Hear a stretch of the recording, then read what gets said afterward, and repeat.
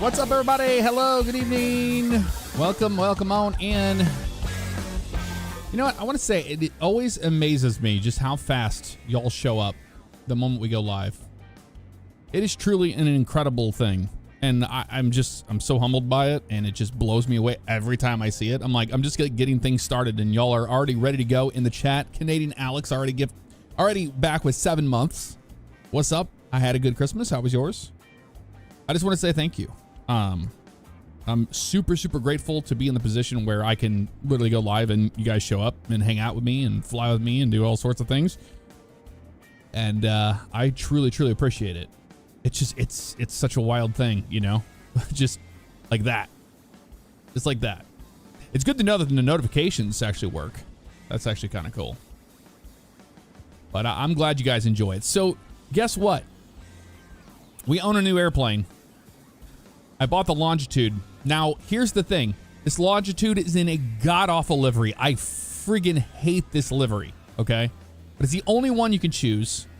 However, the airplane on the market right now is for 8.6 million instead of the 34 million credits it's supposed to be. So I'm not questioning why this Longitude is this cheap. So I just bought it in case it goes back up to 34 million credits. Because I bought this for 8.6 million credits, brand new. Brand friggin' new.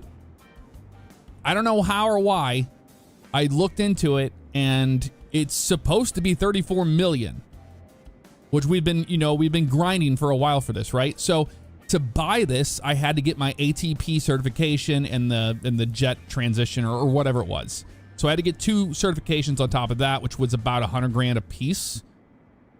But no, we can't purchase an additional livery yet. We don't have multiple liveries on airplanes in career mode still, even this long after release of the sim. It's kind of criminal, not gonna lie. It's one of the biggest bugaboos, the biggest things that I don't like about the career mode is just how piss poor the livery stuff is. We should have liveries. But we got such a good deal on this airplane. What I noticed was that the Citation, the CJ4, was for the same price, the 8.6 mil. It was the exact number. So I think there's a screw up there to where the Longitude is on sale for the exact price of a CJ4. So if you're in the same boat I was in, saving up for a Longitude, check in your career, check the airplane marketplace, not a used one, a brand new. You can't even buy these Longitudes on the used market. Brand new Longitude for 8.6. I couldn't believe it. I bought it. And you know, we own it now. So hopefully they can't take it away from us. 8 million, brand new, Riley. Leroy. 8 million brand new. Isn't that crazy? Moshmiri 51, thank you so much for the 16 months on YouTube. Appreciate you. Oh, it's Eamon. Duh.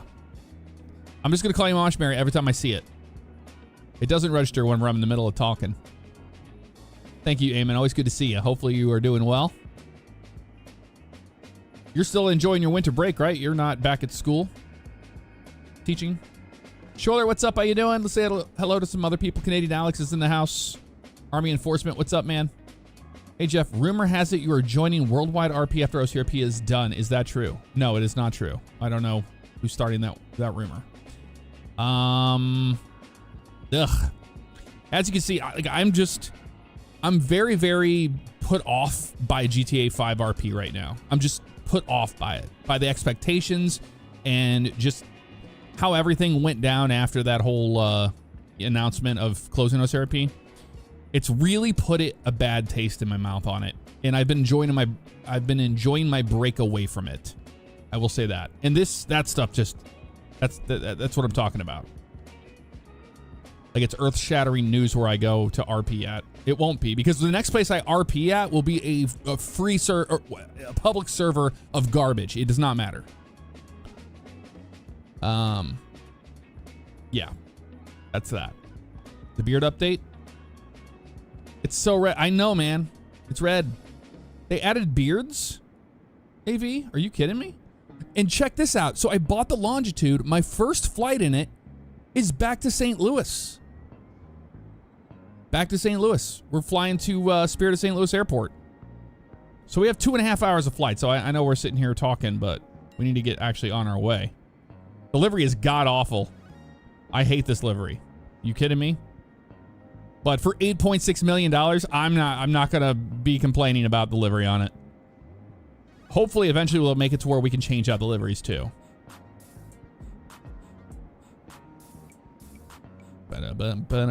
Hydro Aviator, what's up? Good to see you. Thank you, Robert D. All right, let's see. Let's manage the airplane. Let's see how much fuel they have in this thing when we bought it. We got it full? Nice. Okay. Oh, okay. I'm not gonna complain there. EFB. I don't want to talk to this stupid ATC, so we're gonna try to trick it the best we can. Let's see if we can trick it. Just go 0.5 on that. This guy, go VFR. And here, we don't send it to the ATC yet. Hopefully we're on a what you call it? No, I think we're gonna be at a towered field. CYRQ is. I send this to the ATC now. I'm gonna try. They might still make us do it. We'll see. I haven't flown the Longitude in forever, so it's gonna be interesting. How hard can it possibly be? I hate the livery on it. But you know what? 5 times cheaper and full of gas, but it has an atrocious livery. So that's what I'm saying. We're in the cockpit more than anything else, so we'll live with it. But we own a Longitude. We own this airplane, November 66874. I can't believe we own this airplane. Ah, look at it. Look how friggin' ugly it is.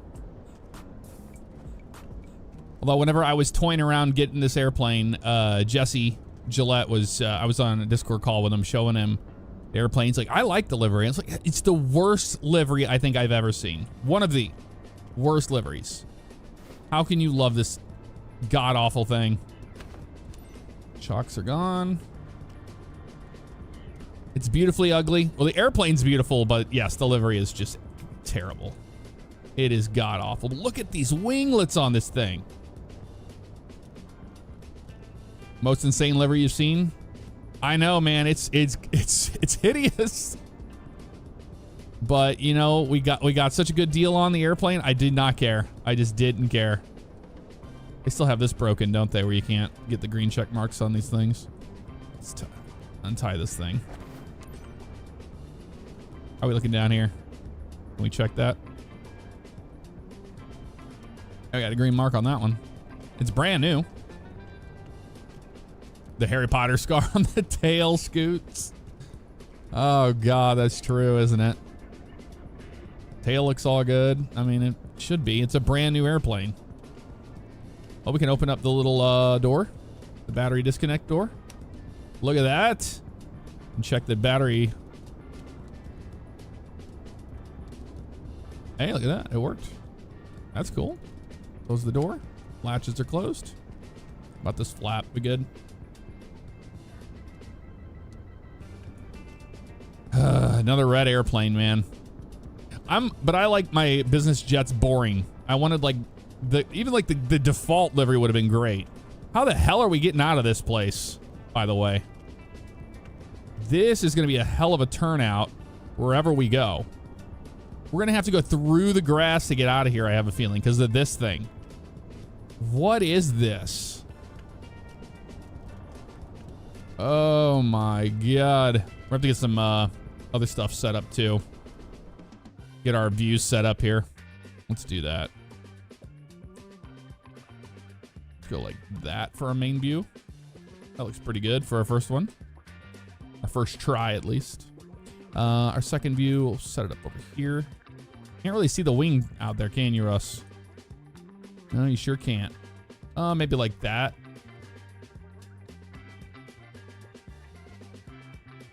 And then we need a overhead panel one.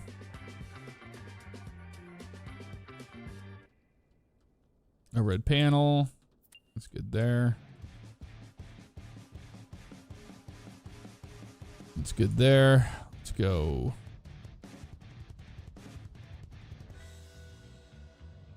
Do this panel here. This will be a nice screen here for 4. We'll do a 5 for all down here.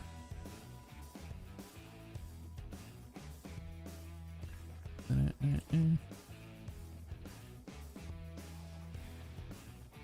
we go. Then we need a side view over here. Actually, we can get one up here. That'd be kind of cool. I just like to be able to see on the sides, you know, of the plane. So we'll do this one as 6. Now we get our passenger views.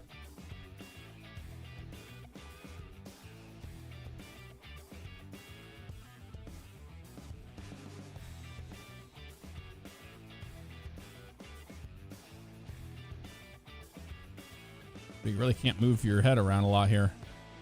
Get a cool view. Kind of do it this way. Control Alt 7. We'll do a Control Alt 8 in the back here if we can. There we go. That's a better view. 8. Then we'll do a classic kind of GoPro-ish one if we can. We can't even get it that far ahead on the glare shield. It won't let us. Maybe like that'll be fine. Control Alt 0. All right, we have our view set up. Perfect. All right, let's request boarding. Let's see how this goes. Captain, we'll begin boarding on your command. Pack 61, parking 1 for ground service. Ready to embark passengers. Our inaugural flight in this god-awful airplane. Nice to meet you, Captain. Brad Acacio, thank you for the 60 months. Good to see you, man. Appreciate it.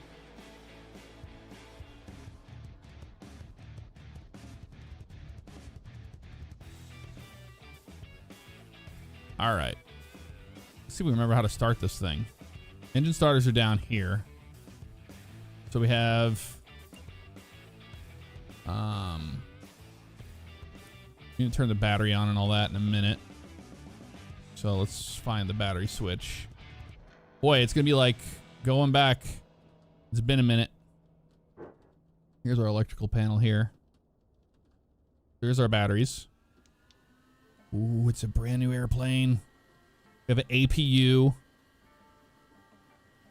Isn't that crazy? APU gen is on, but the APU is not running yet. Our panel lights up. Emergency lights can get armed. Anti-collision can come on. I think that you just always have the nabs on. Unless they're called recogs. Are they called recogs on this airplane? I really don't know. No, the recogs are the ones underneath. We have taxi, landing lights, wing inspection, tail flood, pass station. Those will be on. Maybe it's aux. I don't remember on this airplane what it is. I really don't. Let's get familiar with it. Trim, speed brake, throttles are here, hydraulics are there. So here's our engine starter down here.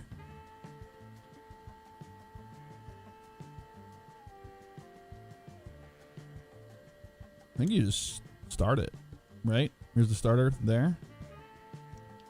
Run and then start. No. We have to start the APU first. There we go. There she goes.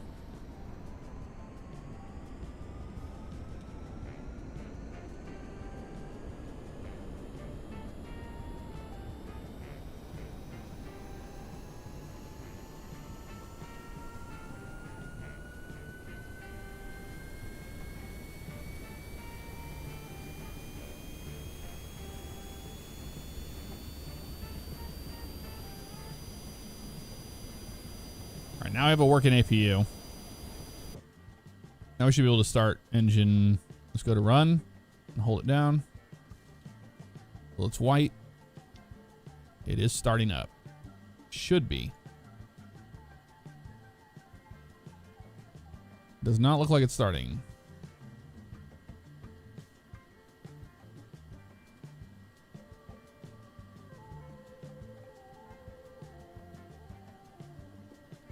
Lights out on it. It's starting. It's doing something.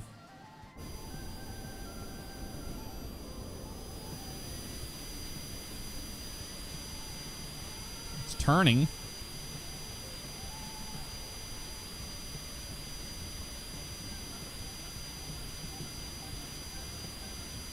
Oh, we have to hold it down. I think you're right. It's just turning. Yep, we have to hold it down. There it goes.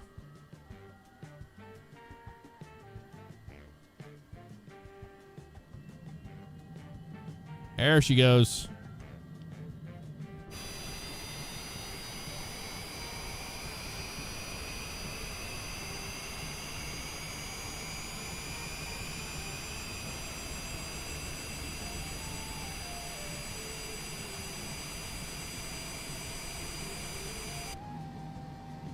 Okay. This one to run.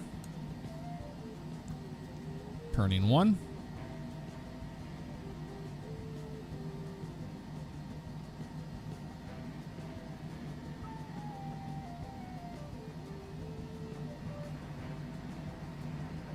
Hi team.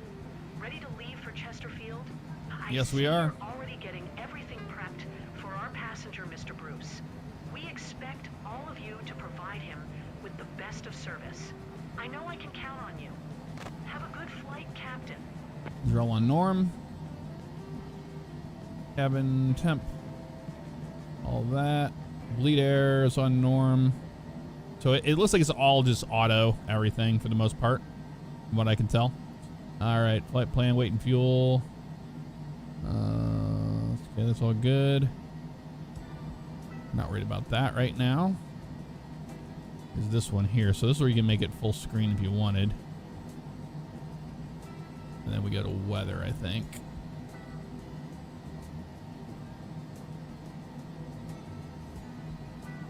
There we go. This our... Nope.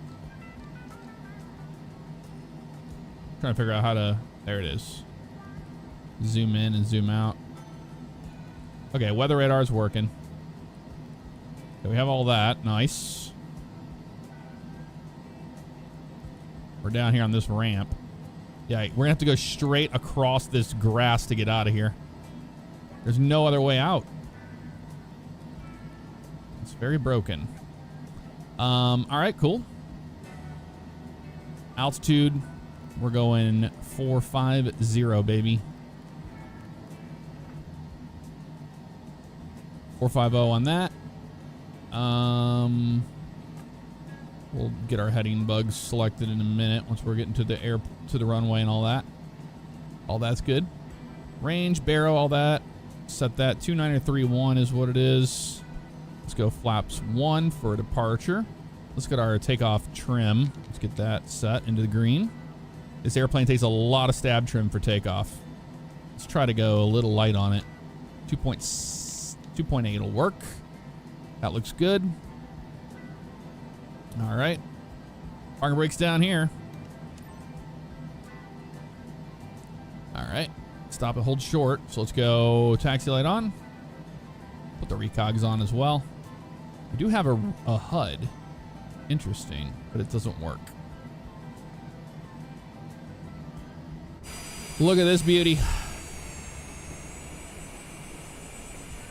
Ugly ass airplane, livery wise, but I digress. We have to taxi across the grass to make it around this big, huge thing on the left. We're actually going to taxi from the outside view. I do not trust it. It's that crappy. Ladies and gents, welcome on board flight pack 61 with service from Chesterfield to Chesterfield. We'll be shortly Chesterfield to arriving for Chesterfield. takeoff. Okay. Please fasten your seatbelts. Whatever and that secure means. all baggage underneath your seat. And to make sure your seats and table trays are in the upright position for takeoff. Okay, our Please switch all personal speed brake's doing some weird electronic stuff there. devices, including laptops and cell phones, to airplane mode. This is a non-smoking All right, flight. we're good. Thank you for choosing Radiant Airways. Yeah, thank you for choosing Enjoy your Radiant flight. Airways. We really appreciate it.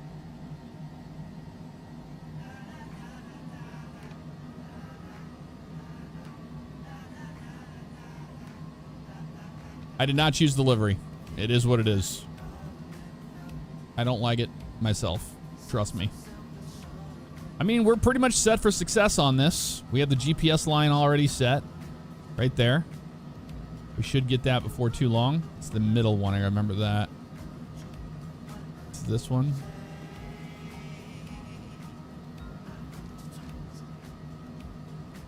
The left one. Zoom. We're going over here to this round. I guess we're taking off on 2-3. We have a GPS line in there. We'll see if it works.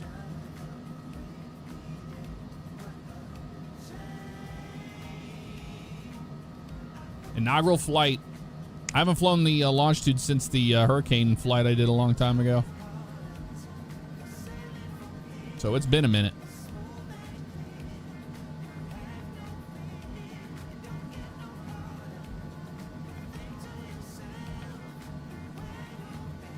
Do a flight control test here.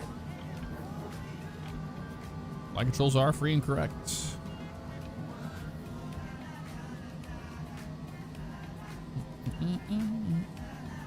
Pulse lane lights come on. Because I don't see anything for the I don't see anything for strobes.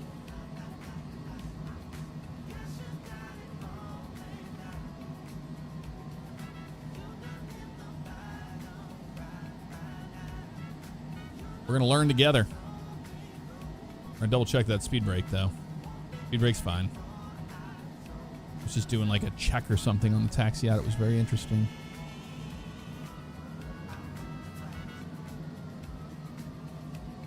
The engines sound good on it though. I will say that. All right. Yep. Take off via radio. I think before we do that, we do this one more time, send to ATC. And then we'll have the, we won't have to worry about their ATC module, hopefully. Charlie Yankee Romeo, Only Quebec 2-3. traffic. Cessna November 66874. Taking off. Yes, this is runway live. 23, Crimson. Love it. west. I'll talk to you guys in a minute. We're just going to get in the air first. We're on a sterile cockpit right now. Ladies and gentlemen, this is First Officer Dryden speaking. Estimated flight time at Chesterfield is 1 hour 53 minutes. We remind you to keep your seatbelt fastened. Thank you for your attention, and let's have a great flight.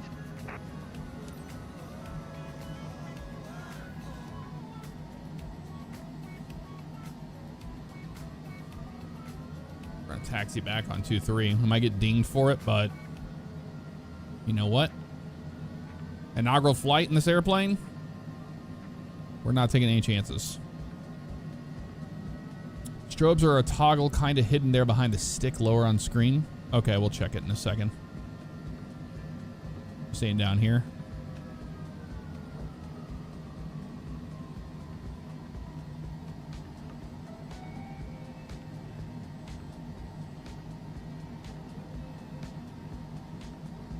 I don't see any there.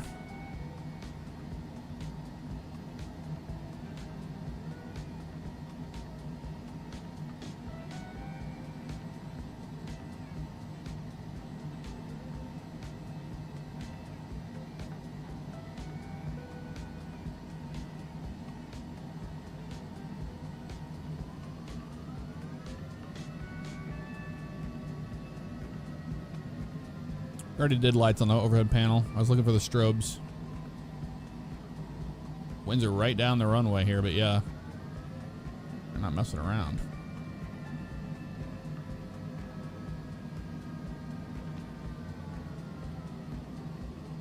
All right, here we go. We're lined up. A bit more.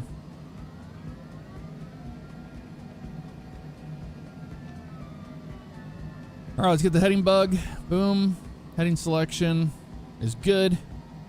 I don't think we're forgetting anything else. Flaps are set for takeoff. Stab trim's good. Rudder trim's good. Aileron trim's good. We're all good on everything else. Let's get this set where we want it. Zoom it out a little bit. We should get GPS. I'm trying to figure that out. Where's our GPS toggle? It's in heading 700 feet. FMS depart heading leg. Okay, no, it'll be fine.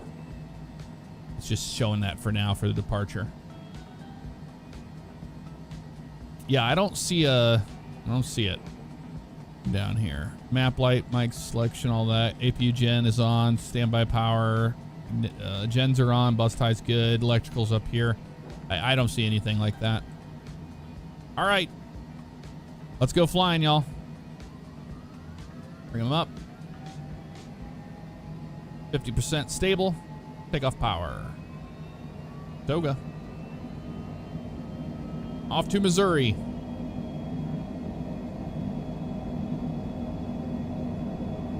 Airspeed's alive.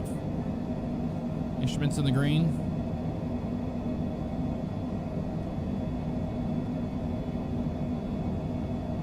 We get a V1 call out. Hopefully. V1. Yep. Rotate. Rotate. Oh man, it's beautiful on their rotation there. How's the rate? Gear up.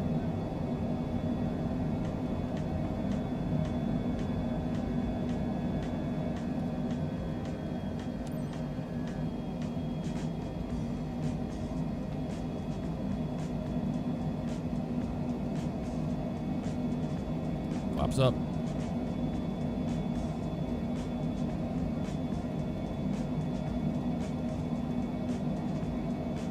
That little change.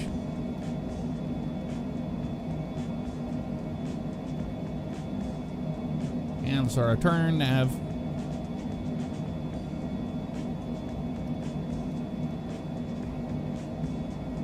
Flies like a charm. Really like the way it flies compared to the PC-24.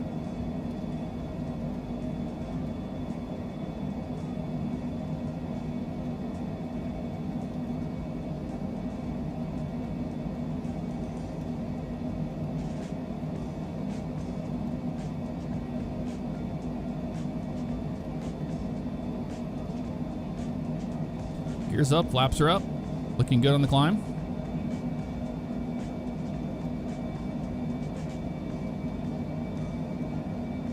$5,000.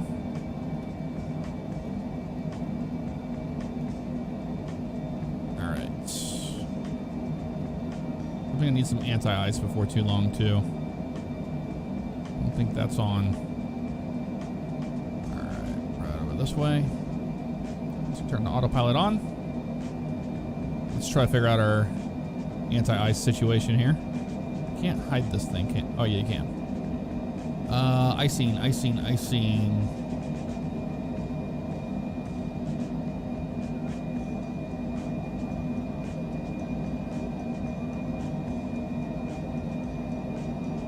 panel's probably over here. Yep, there it is. Engine on, wing stab on, pitot-static on.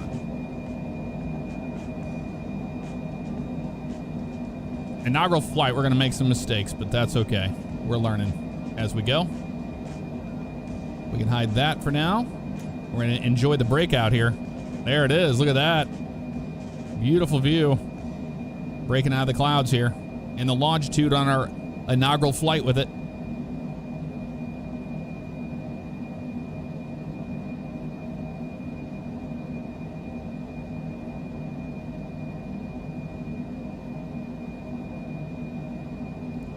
Very nice. All right, overhead panel. Get our taxi lights already off. All this is good. Yep, we're above 10 now, so we can actually turn them off. I think we're gonna leave pulse on. I think pulse might be strobes. It might just be something weird, you know, named like that. All right, watch our airspeed here. I do not like what it's doing. Climbing like crazy here. Turn FLC off.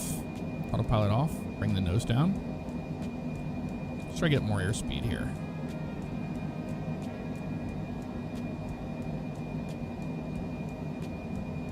I don't think it has VNAV on the way up, but it might. Let's see if it does. What does it give you for VNAV? Anything?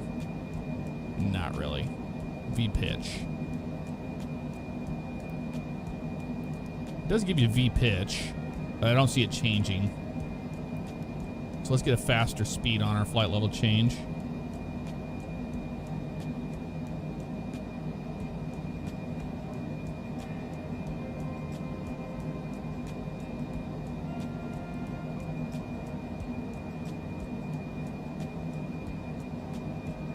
Let's go, we'll just change the speed manually. If it will even let us. Oh, it's an FS. Then you have to put it in manual. Okay, I see. Just swap that to manual mode. Then you can bug it up. Let's bug it up to 250 or so. We're above 18. Standard brush. Well, it is standard baro. A little off track here, but we're really trying. Let's try FLC here. What's that going to give us? That looks better. Autopilot back on. Let's see. Let's just see how it behaves here. We're still in takeoff. I wonder if they have a climb mode. This is better airspeed though on the climb out. Mach 477. I still want a little faster than that, to be honest with you. Looks like it's trying to actually use that, so that's good for us. Let's go to Mach.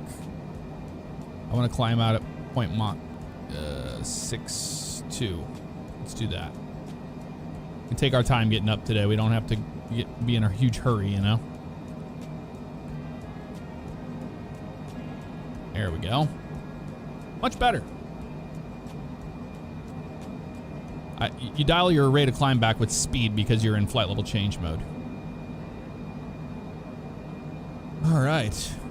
Beautiful view. Agreed. It does have VNAV on the way up if it's set up properly. Okay, let's see if it does. Hit VNAV. We're in VNAV now. Let's see what it does. Like it's pitching up again, crazy. But it might do that temporarily.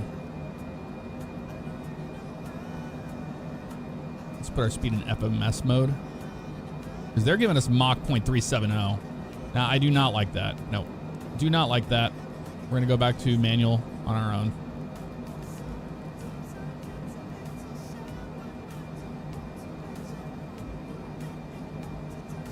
Appreciate the advice on that, but I'm just going off the feel of the airplane and what it's doing. We'll climb a Mach 0.62 for right now. Then we'll dial in speed later on. There she is. Our hideous Longitude above the mashed potatoes right now.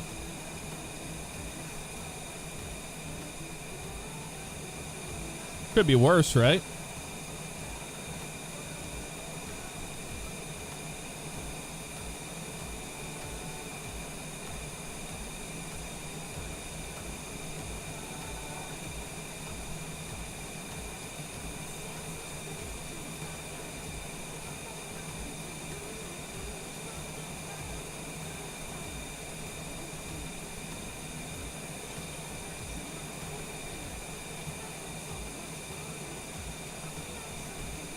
Hideous livery. Still don't like the livery on it. I will say that.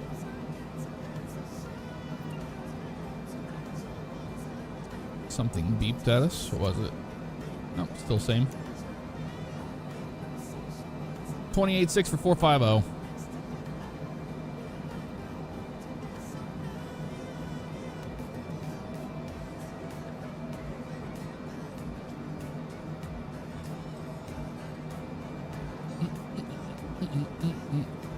Looking good.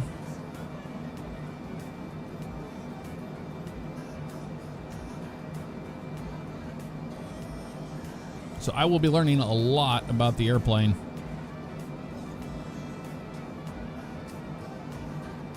minimum. Speed bugs are here. All that stuff's there where it should be. Traffic map is down there. So we just had one go by us there. I installed FS traffic. I don't know if it's running or not.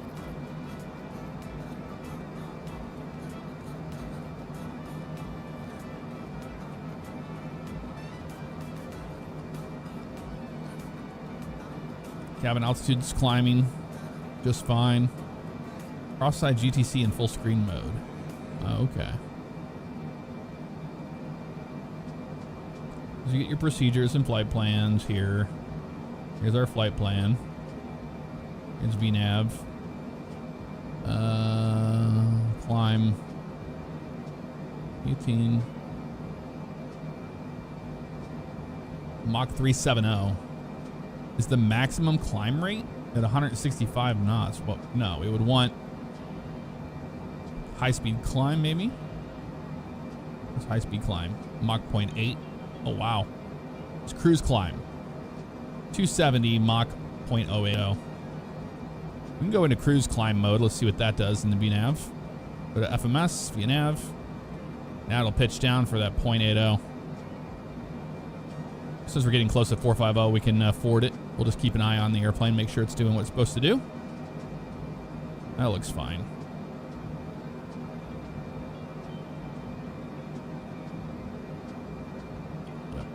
Yeah, it's starting to increase its speed now to 270. Indicated. All right, yep. So VNav is working as it should by just going off of that there. Let's see what they have us at cruise then. Cruise is going to be 0.840. All right, I like it. And the descent is all there. 180. Oh, that's fine. That's exactly what it should be.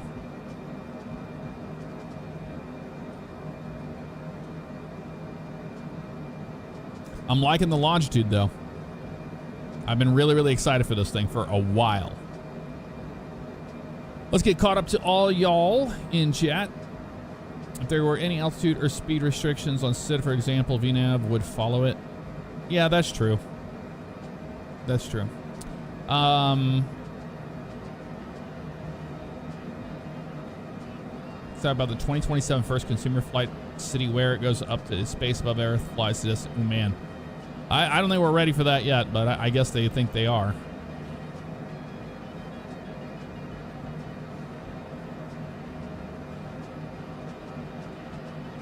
You booked your lifelong dream trip going to Sydney upstairs in the A380 for your birthday in April. Ryan, that's going to be a great time. That's going to be a good time. Lightning Man to the skies. Pretty much. What you get to customize deliveries in career mode. Yep, me too. But I'm not going to complain. And the reason why is if you guys just joined us, guess how much I bought this airplane for? $8.6 million brand new. Not 34 million, 8.6 million brand new. I'm pretty sure it's a mess up on Asobo's side of the career mode because it's in this god-awful livery. Brand new for 8.6 million, not the 34 million in the normal livery it would be in. So I couldn't pass up the offer. I couldn't pass that deal up.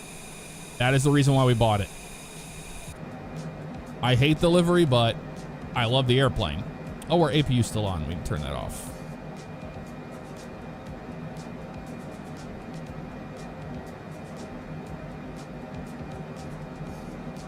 As long as they don't send me a bill later.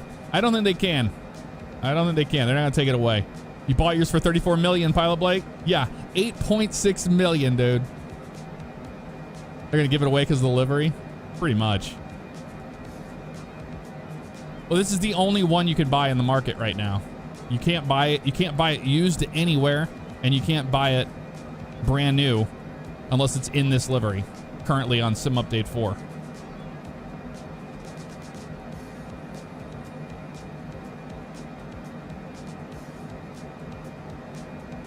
All right, let's vibe out a little bit, y'all.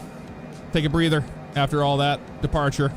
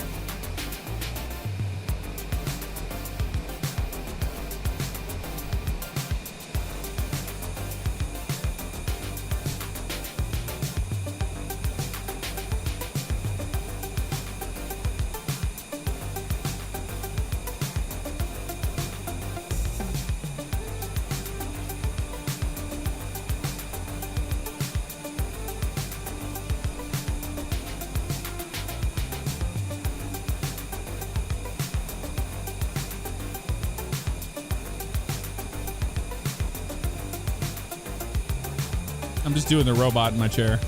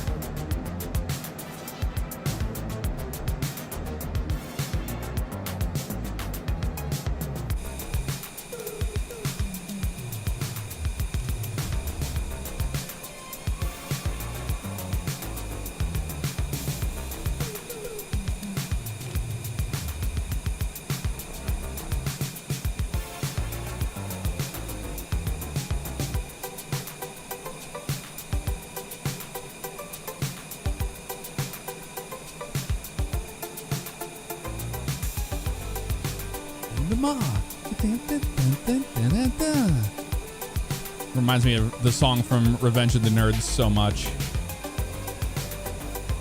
Everybody, and clap your hands.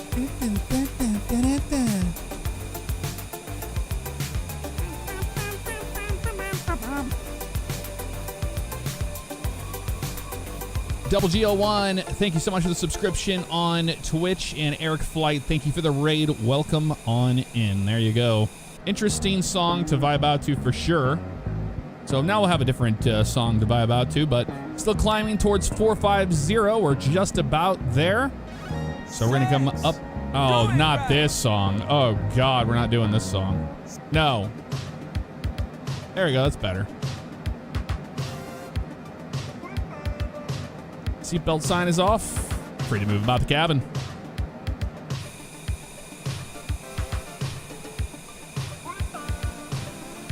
Is the livery grown on you yet? It certainly has not grown on me yet. It's so ugly.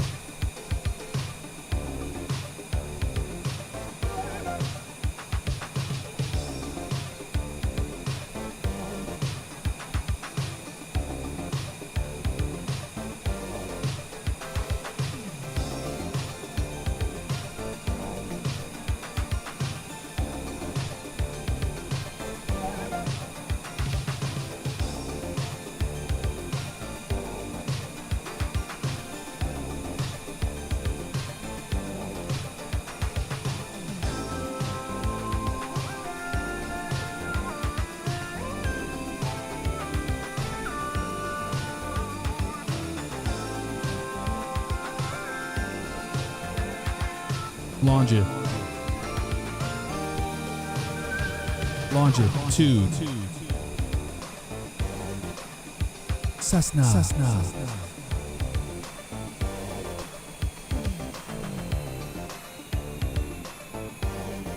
Longitude. Boy, she rolled back, didn't she? On that speed. Right up next to the bar. FMS is looking good. Auto throttle is off. This thing does have an auto throttle in it? I would imagine if it did, it'd be somewhere.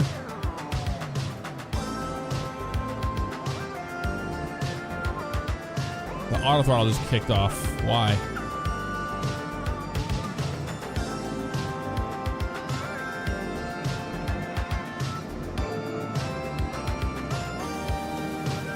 They ruined our 80s night. All right. Where the hell is the auto throttle in this airplane? AT. There she goes. Auto throttle engaged. We're just letting the FADEX do its job, but yep. Looks like the auto throttle's on the actual throttle itself, which is pretty cool. Up here at flight level 450. So we are above RVSM. That's the reason why we can be up here at 450 on a western heading.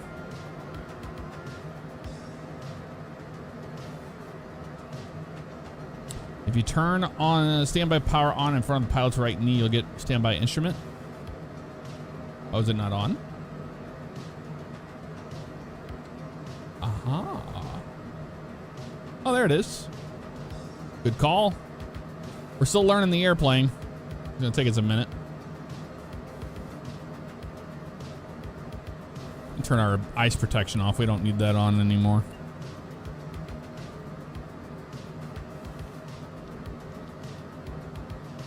Get a little more performance out of it too. All right, let's explore this a little bit. We got our circuit breakers over here. Here's our oxygen. It's our tiller. Push the talk button there. And then down here we've got the dimmer switch for the PFD, the GTC, map light, passenger oxygen, mic selection. This is all not there. Pedal adjustment, same thing there. Electrical, all normal and on. Bus ties open. Gens are on. APU gen doesn't really matter because we don't even have it on. Really put that in the off position. It's fine. GTCs are over here.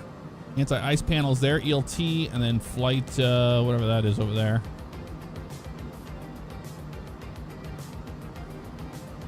Hours. Same thing, stuff over there. Yep, comms and all that stuff. Panel up top, we got the baro panel. Your range is here. I'm guessing that's for this, right? It would have to be. Yep, that's for that. For our TCAS. Clear and enter on that. That's for that GTC, I would imagine, is what it's probably slaved to. And then we have the PFD, baro, flight plan, procedure page, all that, but they're not functional buttons. We can't use those. Why are we losing so much airspeed? What's going on here? Firewall this thing. It keeps kicking our auto throttle off. Lower the nose. Why is this auto throttle acting stupid?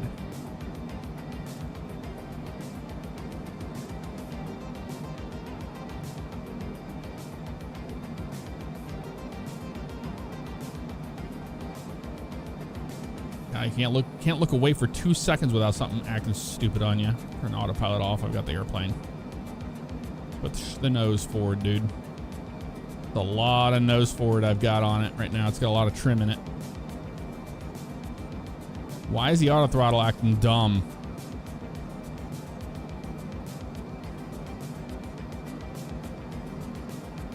Well, we aviate first, then we navigate and communicate, but we aviate first. I'm not going to be looking down at a panel on the cruise page when we're in the middle of this problem. So keep the nose level right here for now. Let's build our airspeed up.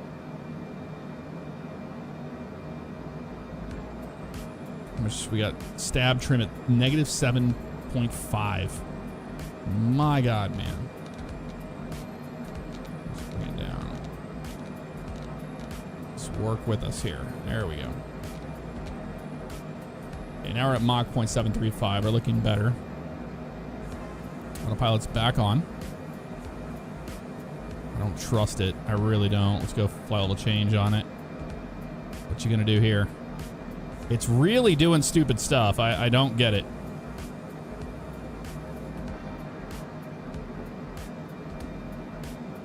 We're just flying along fine and it just kicks the auto throttle off. I don't think the auto throttle works. Auto throttle's in climb mode. Let go of it. See what it does. We're in FLC. Turn VNAV off. And now we can look at this page. Now we have airspeed.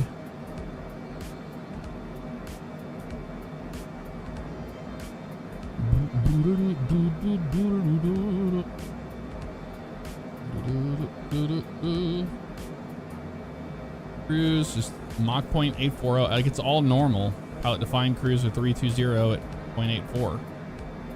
It hasn't changed. That doesn't make any sense. Have to babysit the auto throttle. Something it didn't like something with the auto throttle.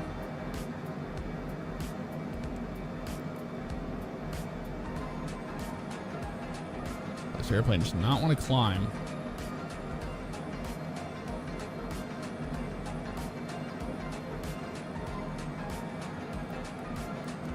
See if it'll climb now. It might once it gets back up to speed.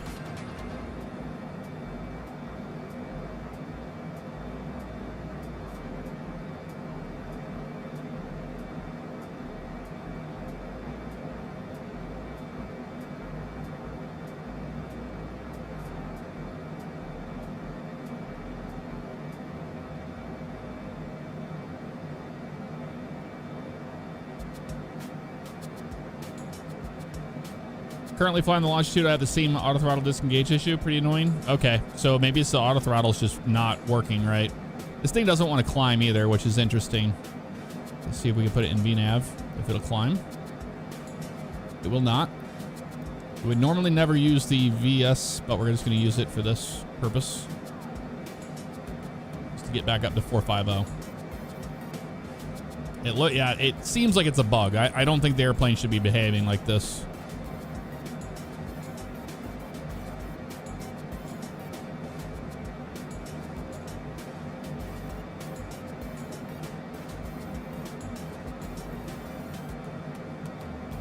Auto throttle is asking for 0.80, which it's doing.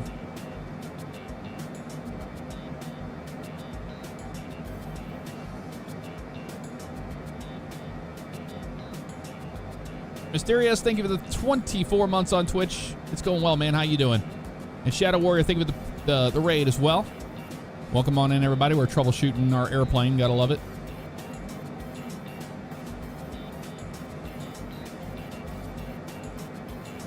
So altitude select is armed. We'll see if it holds at 450. And we'll keep an eye on this auto throttle situation. It didn't like something we did. I don't know what it was. But it's very possible that like clicking on things when I was doing like the camera views and stuff could have turned off the auto throttle. It could be a key binding for the auto throttle it didn't like.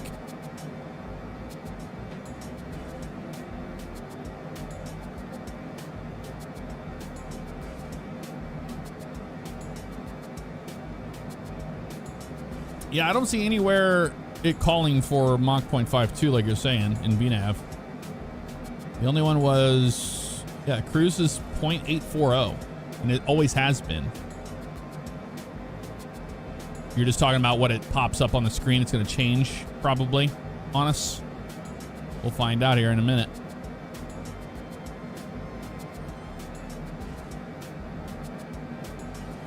Just check some of the game dev blog for it. It says the wind resistance auto mode will disengage auto throttle when detecting wind pressure. So they're currently working on it, if that helps. Okay, well, thank you, Paul. Appreciate that. Happy New Year to you, Mr. Grizzly.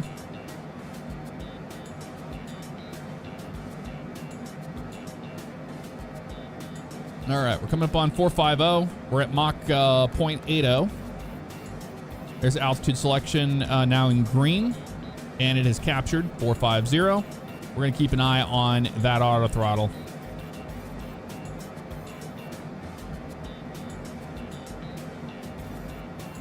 A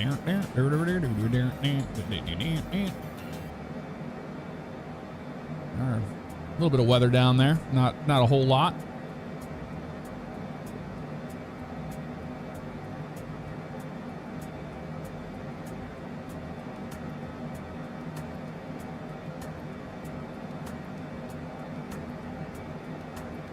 Yeah, I'll keep an eye on that, Pilot Blake. Right now, it's calling for 0.840, which is correct. It is calling for Mach 0.840.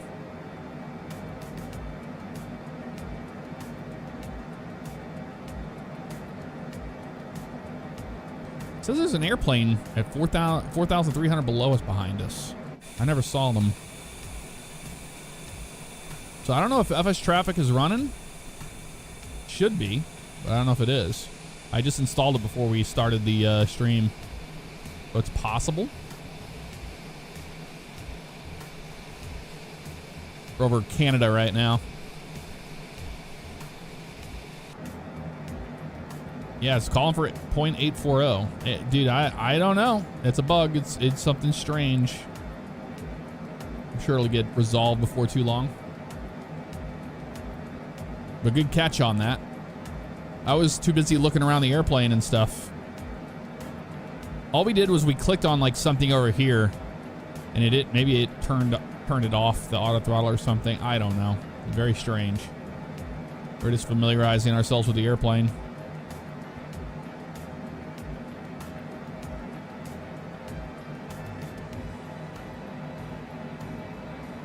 But not bad.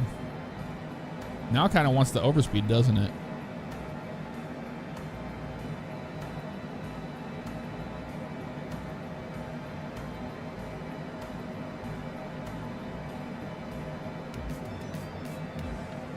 Yeah, now it wants to overspeed.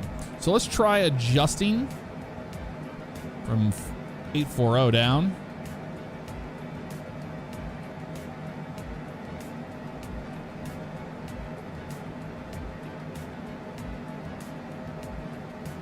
I don't think you can change that. Pilot define cruise. There we go. Well, hold on, let's go back. 320, let's go 310.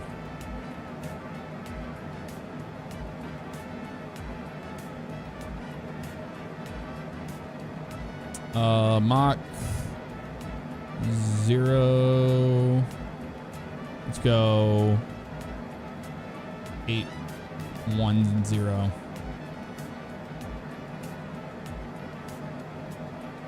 Let's see if it'll do that now. There it goes, Mach 810. And it's rolling the power back. You see it doing it there, right there. Now we're gonna hold Mach 810. So let's see if we can get away with 820.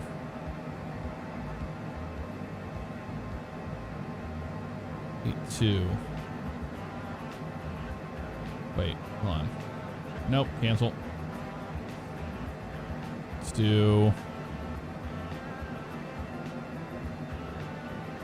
320.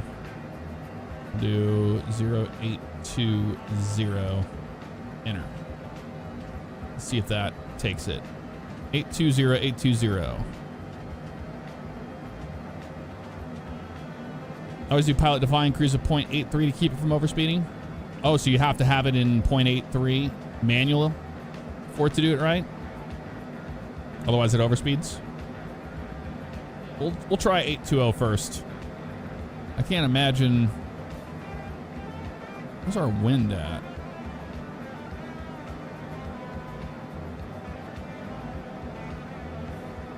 We don't even have our wind on here.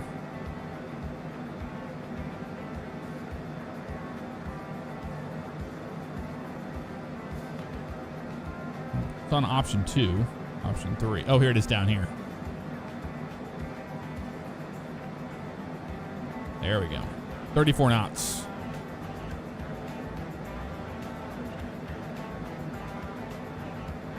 Off the nose. Yeah, 820 seems to be working out better for us.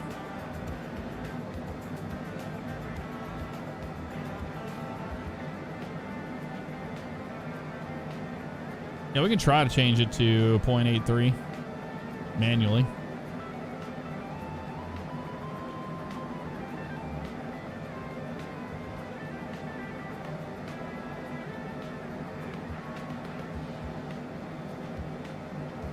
Let's try that out. It says it's scheduled for Mach 830.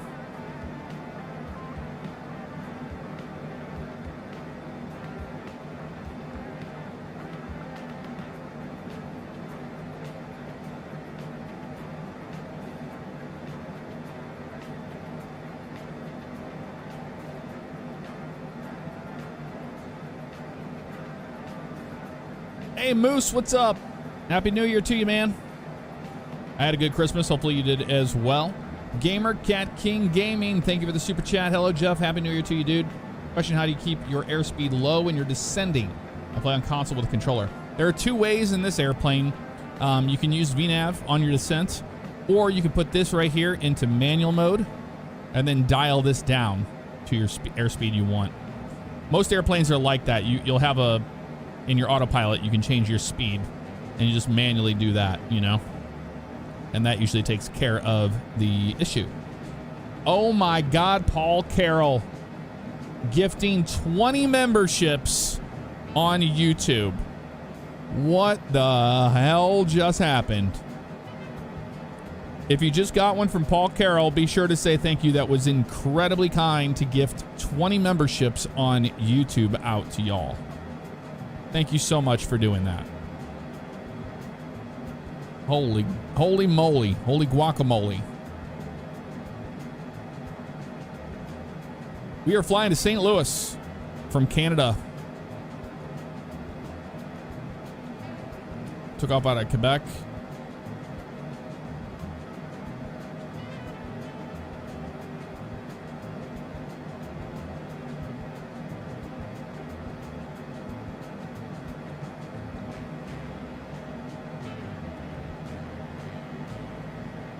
Watching this stream on a JetBlue A320 headed to San Juan.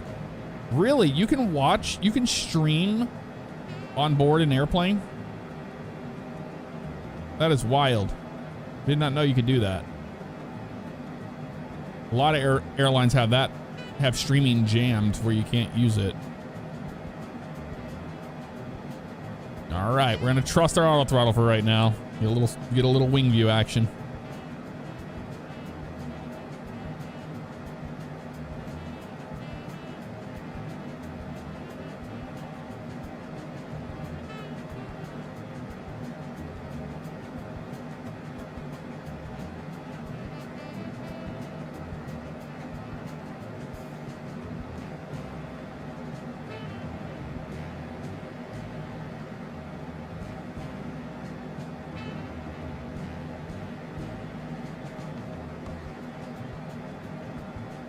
Time does OCRP start? 9 p.m. on March 1st, 2026.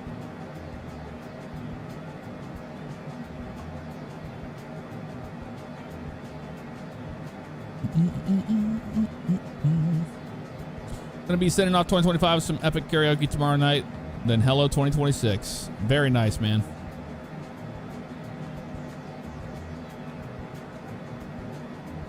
Most airlines you can watch YouTube. Really? Every airline I've been on in the past year, you cannot watch any YouTube with the onboard Wi-Fi. They don't let you.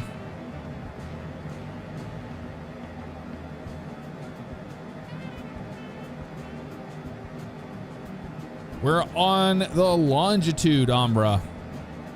Longitude, baby. Auto throttle's working right now. Here she is. God awful livery, but the reason why this airplane was not 34 million credits like it normally is in in Sim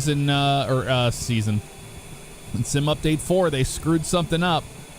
I bought this airplane for $8.6 million brand new. It's the exact same amount of money as the CJ4 brand new. But instead it's a Longitude. So I couldn't pass it up. I know it's ugly. We got it on clearance.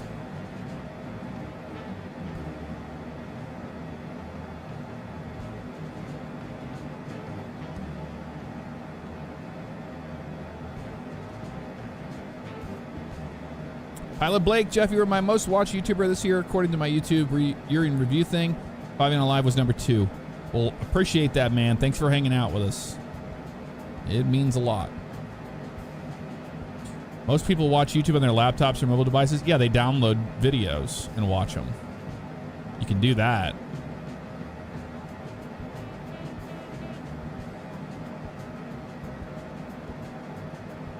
Benjamin Casey, saw you online, brother. Just wanted to wish you a happy new year and thank you for another year of the JF experience. Much love from Australia. Hello, Benjamin.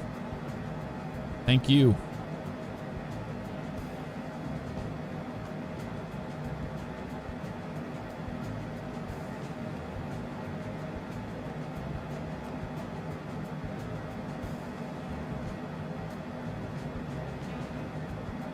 My ideal livery for the plane would be like the one that is the default livery usually, the blue and white one that was in the thumbnail.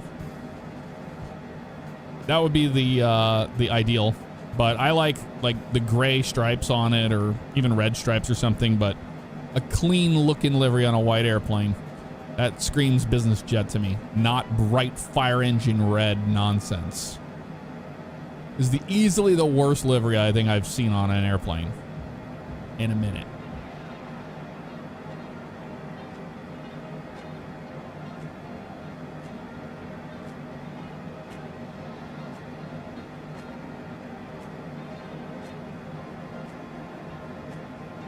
Mark Phillip, what's up? How you doing? Carson, this is a 12900K system with a 4090 in it. 64 gigabytes of DDR5 RAM. Windows 11, blah, blah, blah, blah, blah, blah, blah, blah. It's got a 1500 watt power supply in it. It's my main rig for editing and gaming. I'm not on my flight sim rig. My flight sim rig is having issues with the sim crashing on me, but it feels like it's a driver issue. Could be a motherboard issue. Could be a RAM issue. It could be anything. But it does that thing where you'll just be sitting there like going through the FMC or something, and it just locks the sim up. And the only way you can fix it is by restarting the PC manually. And it does that thing where everything freezes and just goes the sound. It could be anything. I'm so sick of PCs failing on me, man. And problems. I've had nothing but problems with PCs in the last year.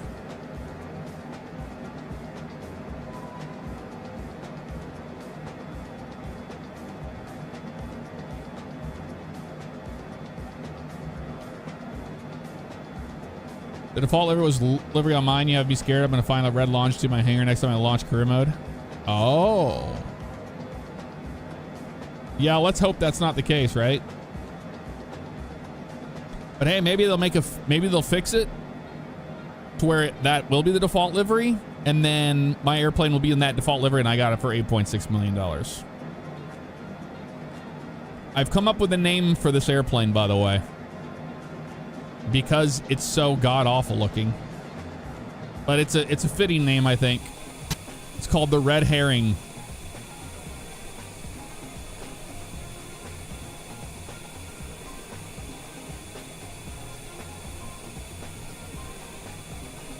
It's a very fitting name for it, I think. It's the Red Herring. We got it on clearance. Everything must go at the Cessna Textron company. They're just like, we gotta get rid of this airplane. 8.6 million out the door. I did not pay 34 million for this like you're supposed to. So you remember back when we first started our career mode, how that whole thing was with the Caravan, and we waited that extra day to buy the Caravan because it was so unbelievably cheap, and then it was gone, and then it was repriced? That's what's going to happen to this airplane. So I'm glad we bought it.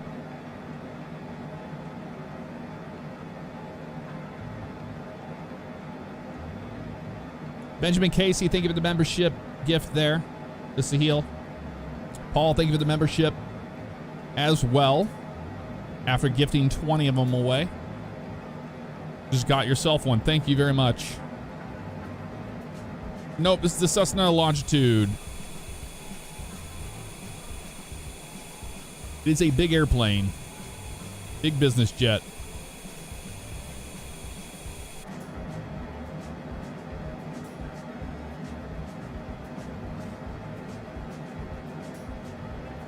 I used to fly on VATSIM a lot. Not so much anymore. You can do it on career mode, but it's kind of a pain in the ass.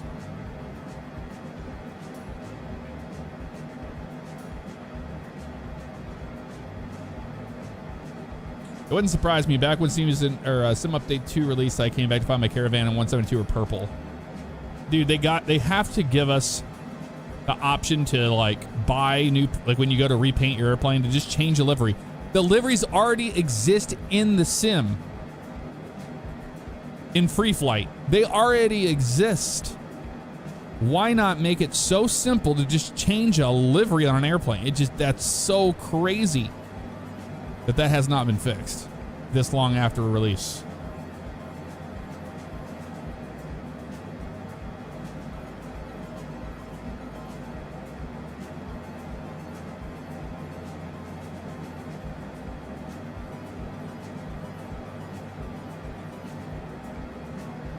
So I want to tell you guys something that I think what I'm going to do,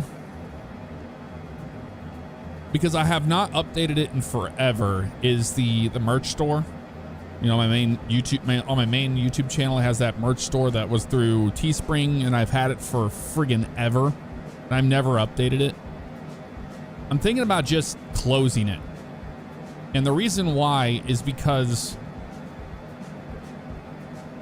I don't know if you're familiar with the issue of the clothing industry and in merch for channels and all this crap, but these t-shirts and these different clothing, they have to go somewhere. And even if you are donating them, they're not going where you think they're going to go.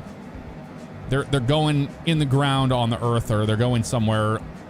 But if you haven't seen the beaches of Ghana and that whole situation, that's the reason why I don't peddle it. It's the reason why I don't bring it up. It feels such like an unnecessary thing. Like, I understand why people would want merch from like a channel and things like that, but I don't want to add to the noise. I really, really don't. And Storm, thank you for gifting 5 out on Twitch. Really appreciate you for that. If you guys got one, be sure to say thank you to Ian, as always. Being the mad lad. But doesn't it feel like everything is just capitalism just being shoved in your face like 24/7? And the thing is like with YouTube took over the way you do ads. And if you want to even remotely make any money without taking sponsorship deals and without doing merch sales, then you let YouTube just do what they do with the ads, because they have an automatic mode set up. And I've just been letting it do that for the past year. And I know it can be obnoxious. I do know that. But there's a reason why I'm not sitting here doing 30-second ad reads and, you know, like, oh, this is quick money, honey, or whatever the hell that crap is that was on a browser. I've had Opera GX, which is a free OS that they're wanting to pay like X amount of dollars per sign up. So it incentivizes you to talk about it constantly.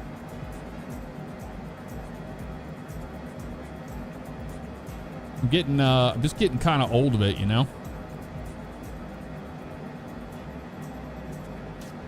Gamer Cat King Gaming, thank you for the super chat. I think the Red Ripoff would be a good name. That's true. The Red Ripoff is pretty good. Red Ripoff.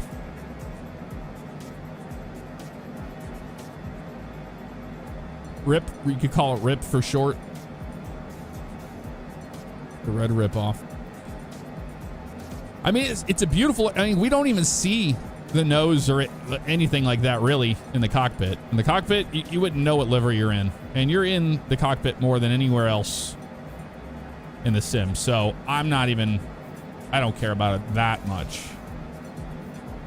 I decided to do some merch. My daughter and my mom bought sweatshirts and never got a notification on sales. Went to site and said 0 sales. Big Jess. Interesting. The only merch I buy are coffee mugs. So I end up breaking them and losing them between work and home. Yep, that makes sense.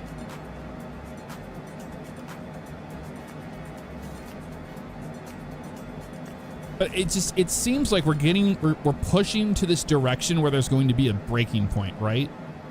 Everybody's got to be just fed up with what YouTube's kind of become with the the incessant just cramming your face full of these ads of crap.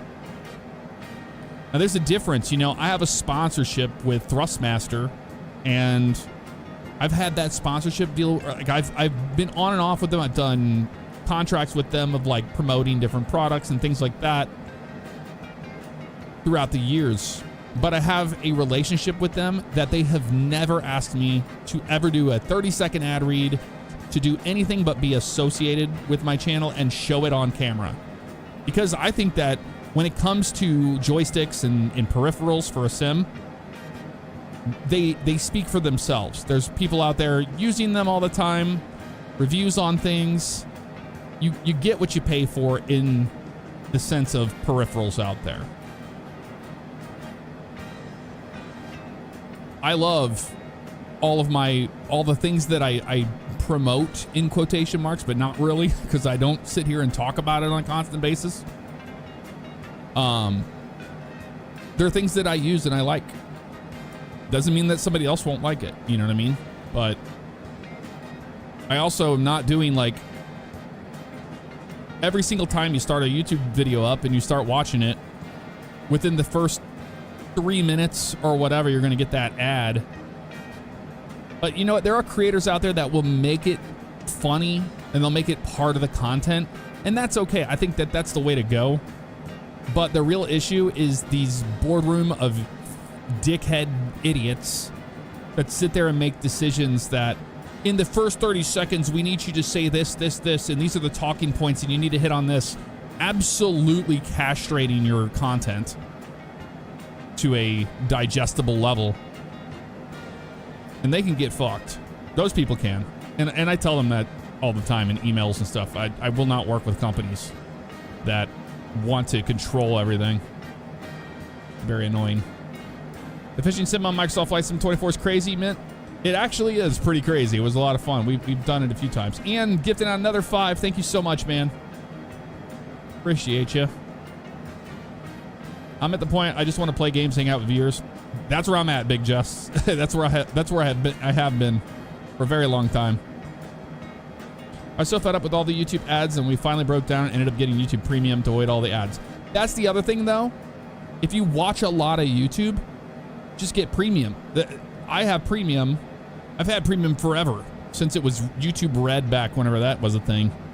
But I watch YouTube more than Netflix. I have no problem paying for it, and you don't have to watch ads. And as a creator, you still get paid decently for that, for the watch time on that.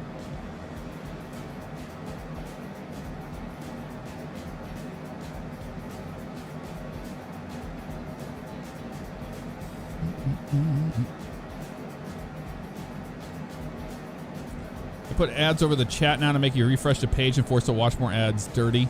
Oh, dude. Twitch is way worse. It's like your IR camera you wore for truck sims. I haven't thrown it away. I still have it.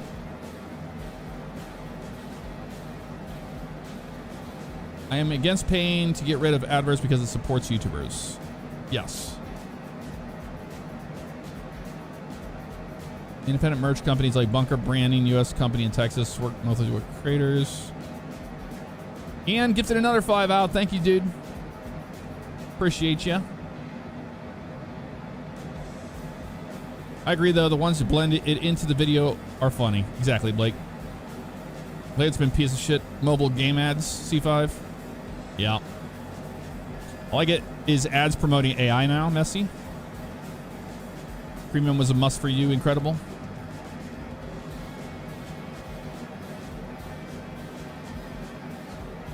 I like what the creator does is don't sponsor ad for a company that the YouTuber uses and tells about a few times, and then YouTube owns ads. Exactly, Paul.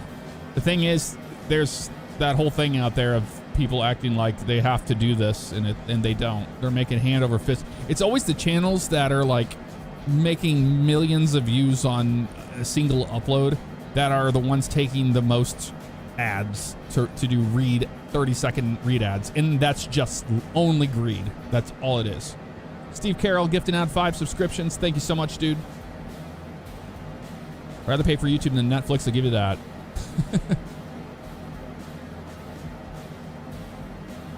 Doesn't premium stop advert revenue for YouTubers? No, we get paid by watch time from the premium users.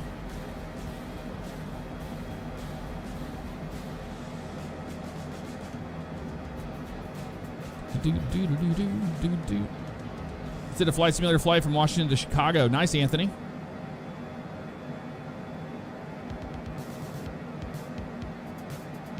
Well, it's late in the United Kingdom, so I'll have to head to bed. Have a good New Year.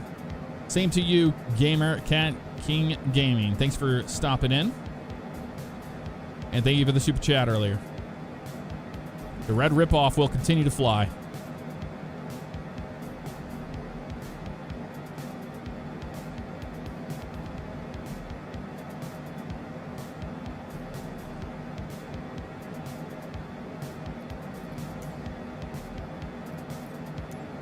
Got to fly on the real Longitude last summer. It was awesome. Nice, dude. Yeah, it's a beautiful airplane. Maybe it's time to also stream on Kick in 2026 from what I hear some creators in there. It's pretty good. Oh, no. You will not find me on Kick. I have no interest in Kick.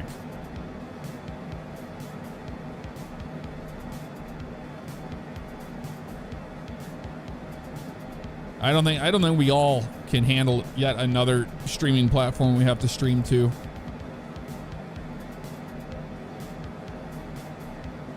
If you want to update the specs command, sure, Alex. I mean, I don't know the exact ones. I believe this is the 12900K processor. It's an ROG 4090 in it, with 64 gigabytes of DDR5 RAM. But the motherboard, I couldn't tell you. It's an Aorus or something, or maybe not even that. Maybe it's an Asus. Couldn't tell you, man.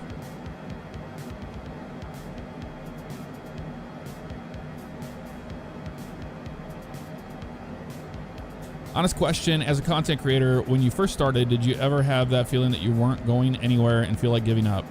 And if yes, what made you continue push on where you are now? Yeah, I think we've all had that feeling at some point that you weren't going anywhere. But I never did it with the goal of reaching X amount of subscribers, which really that number has been completely destroyed by YouTube now. Or having expectations. I just did it because I loved making videos. I liked taking something and turning it into an episode through editing was the fun part of it for me. I think a lot of people get into it for the wrong reasons. One, or two, they don't enjoy editing. But you aren't going to be able to afford an editor anytime soon when you first start out. So, I mean, I just loved editing. So, my advice to people has always been have zero expectations. You know, do it because it's fun. You enjoy doing it. Don't do it because it's something you want to strive for to make it as a career. I had no intentions to make YouTube a career, but it just happened. It just turned out that way.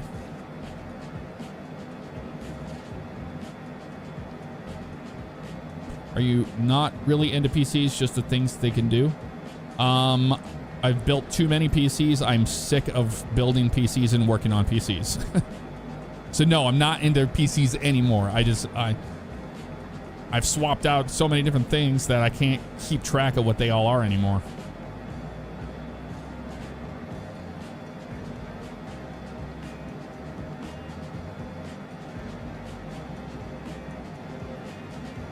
Still planning on upgrading your sim PC? Yes.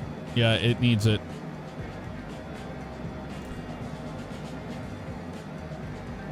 But it sucks because it's easy for everybody to just be like, oh, we'll just do this.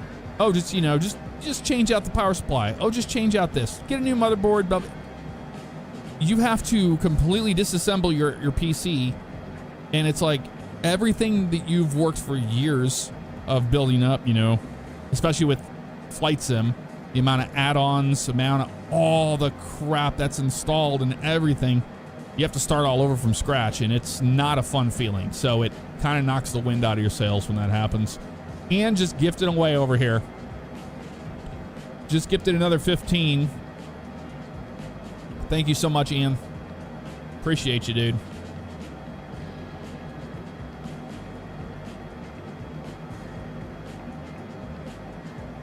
Thank you. Most people I come across worry about numbers and viewers and fame, and I think that's what breaks them most.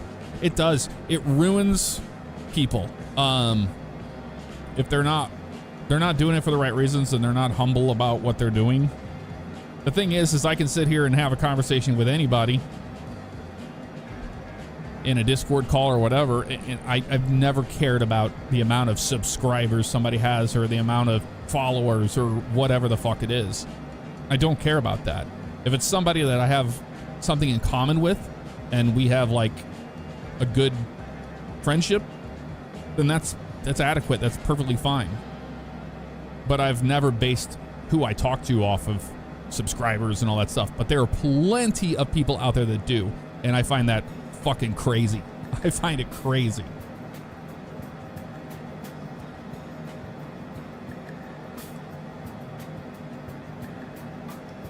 Light sims are the worst when you decide to build a new PC. The main issue, there's so many third-party products and can't even remember all their names. I know, and then you have to get all the things to download again, Honcho, and then you have to reinstall everything and then get your settings back right. I know what you mean. I helped a neighbor build another streamer PC so he could have a separate PC for gaming and one next to it for streaming only. Yeah, dude, it gets old after a while. Next country we're going to explore. So we just finished up Iberia. I think we're going to go probably to like,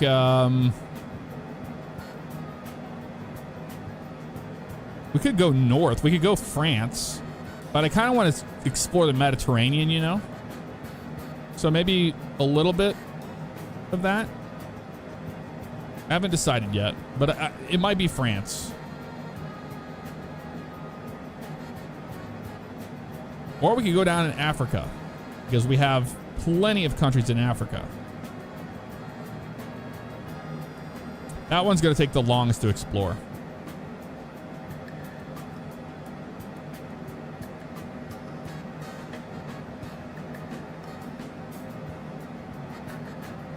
I posted a video once, it got 58 views, and I was so happy.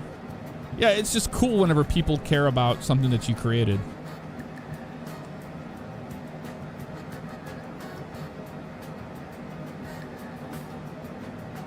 Get some enjoyment out of building my PC, but I'd much rather play than tinker troubleshoot.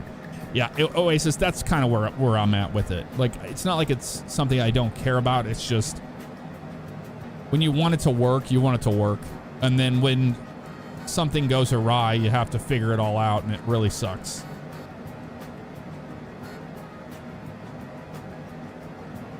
What's up, gamer? Rhino, how you doing?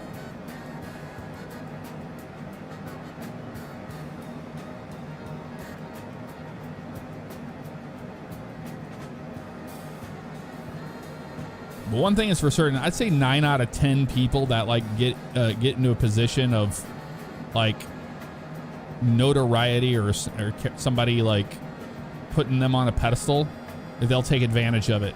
I'd say 9 out of 10 people,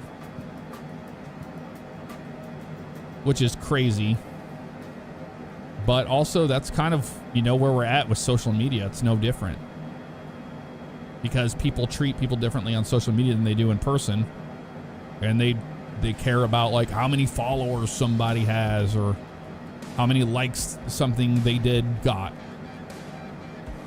It's interesting, but it's fucked up too. It really is.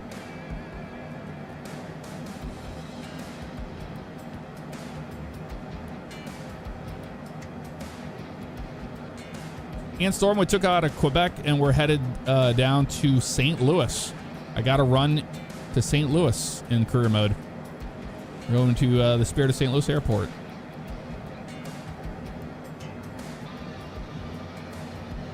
That'd be tough having 3 PCs to manage. I mean, the thing is yeah, I've kind of, it's something that I've always been guilty of, is biting off more than I can chew. And having 3 rigs is biting off more than I can chew. It's a lot. J-Rock, what's up? How you doing? I think a lot take it for granted. They do.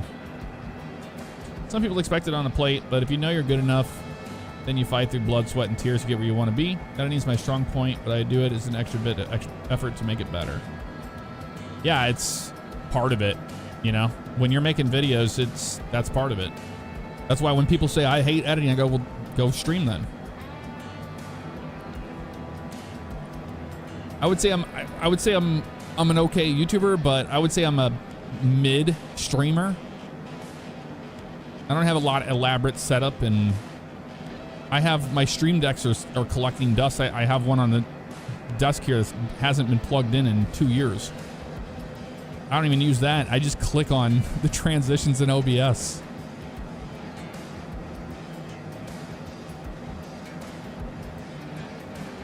Yeah, the whole I got 15 million followers, so don't talk to me thing is insane. Yeah, it is, but it exists, sadly. And it's definitely warped people's views on what reality is. No, it has. I know, we're up here at 450, and it doesn't even look like we're moving, does it? But we are, I assure you. Those clouds moving along. Here we are. Let's see that contrail from up here. Oh yeah. We are cruising.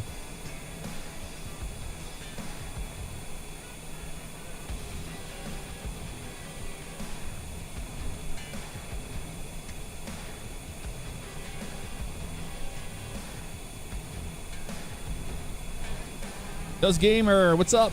Enjoy from Tanzanian since 2015. That's a very long time. Thank you very much for sticking around. What's up, TK?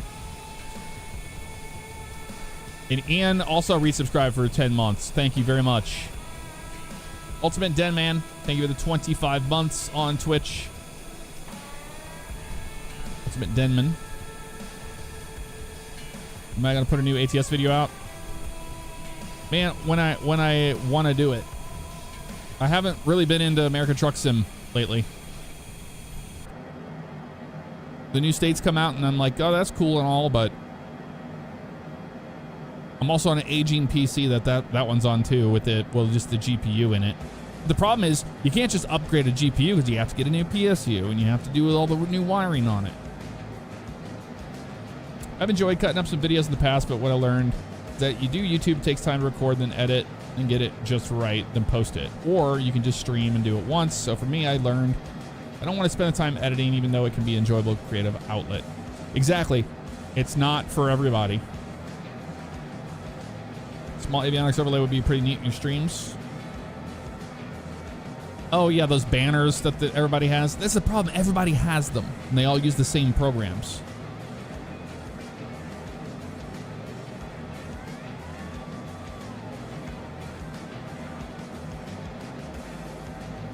But I've never done overlays on my streams. I mean, even where you are now, you're just chilled and mellow, and when you look at others who don't seem to care at all, and it makes you wonder where those loyalties lie. Yeah. Yeah, man. I mean, I've seen it all. I've seen a lot of it. A lot of good and a lot of bad.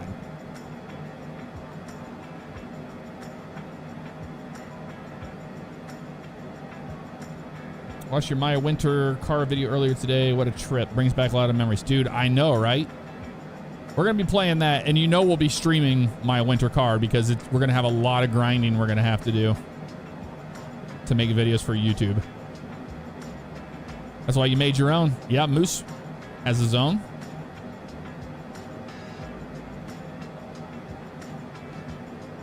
Infused, we are flying to St. Louis from Quebec.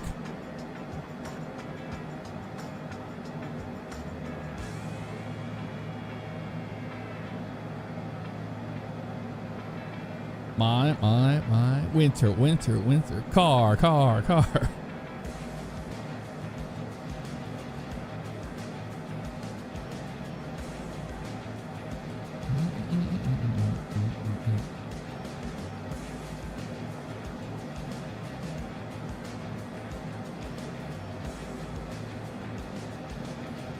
Just drove from Alaska back to the lower 48 with my PC in the trailer. Safe to say it's a bad idea. Graphics card and motherboard connections bent. Need ones. Oh, God. That sucks.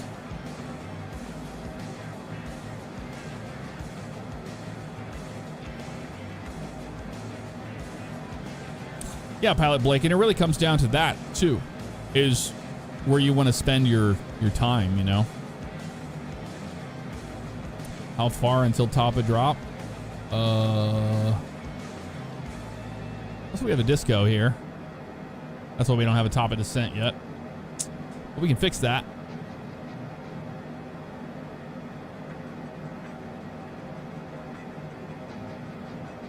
Oh, no, they just have us going in the ILS. Okay. Add en route waypoint.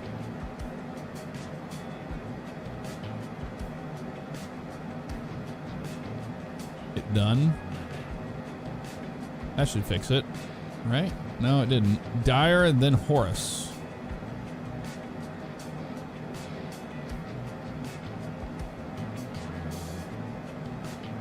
And insert after Dyer. Oh, you'd have to do it manually. Oh, there's a way to do that easier.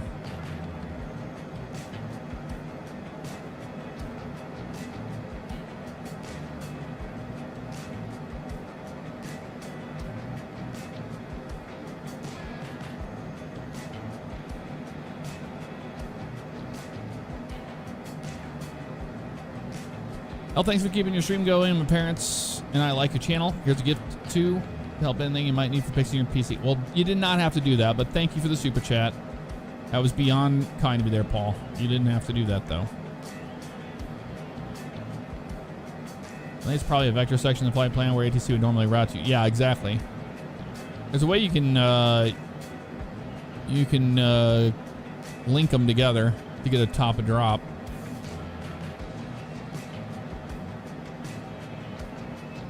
As VTF approach.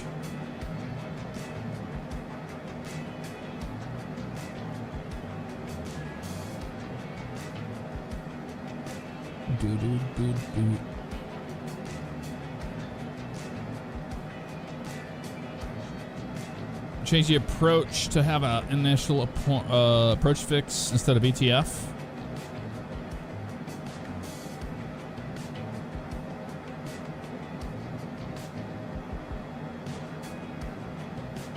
Transition vectors. Oh. They have Dyer here? They don't.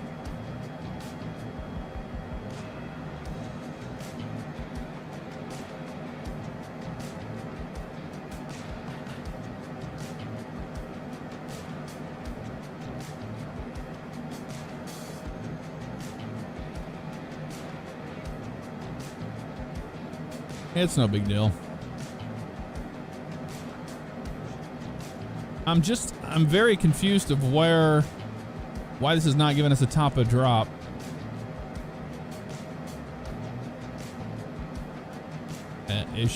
Top of drop should be like over here. But yeah, we don't have one.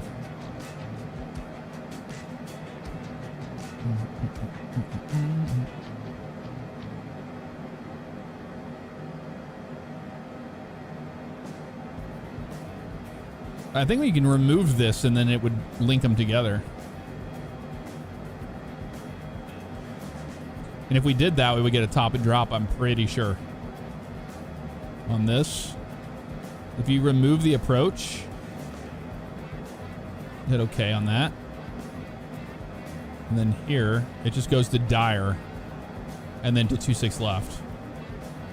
But it's not giving us a top and drop now.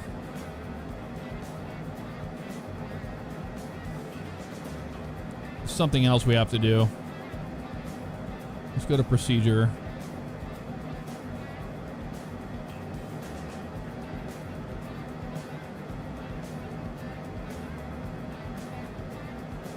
Okay, Bud 3.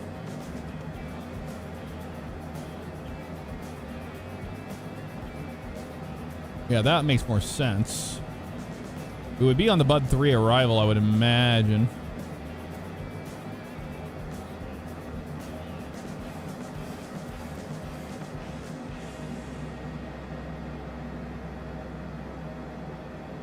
approach. ILS 26 left vectors. Let's bring this up.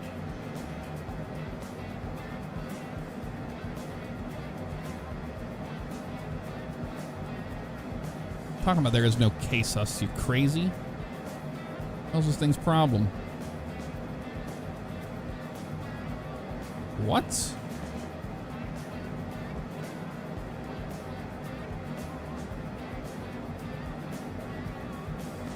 Yeah, I was about to say. Thing is nuts. ILS 26 left.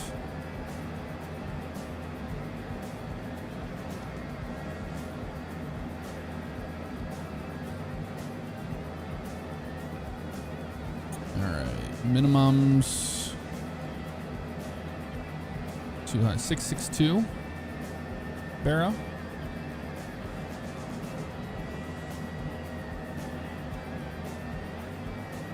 There we go. 110, that's all fine there. Load it. Not approved for GPS.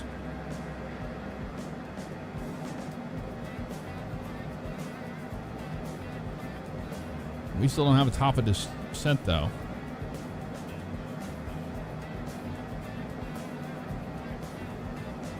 Interesting. We would not use the Cardinal VOR. That's what's screwing us up.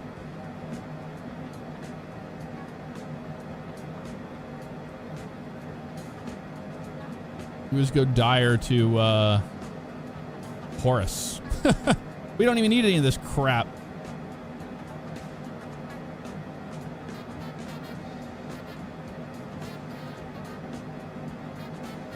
What I'm going to do is I'm going to remove this. Remove the arrival.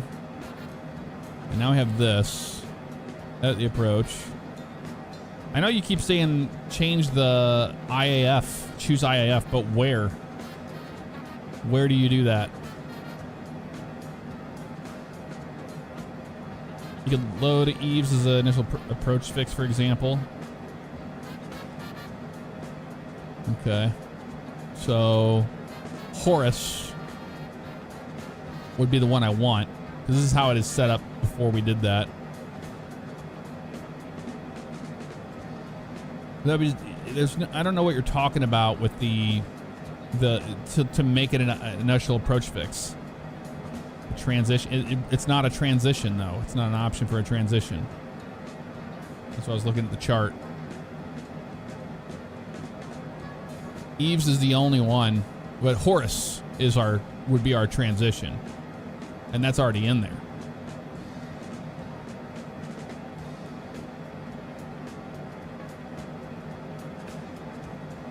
Were you guys not watching when I was loading this up? Oh, now we have the option. That was not an option a minute ago. That was not. It was not. Oh, because it's a course reversal at Eves. No. We just keep it on there. Load that. Let's see what this does. All right. Might be okay. But we still don't have a top of drop, which we were trying to get this entire time.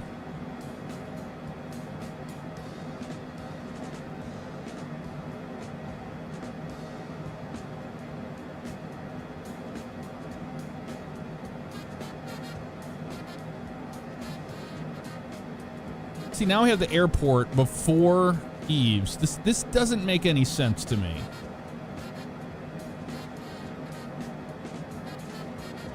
Why did that get in there? Remove that waypoint.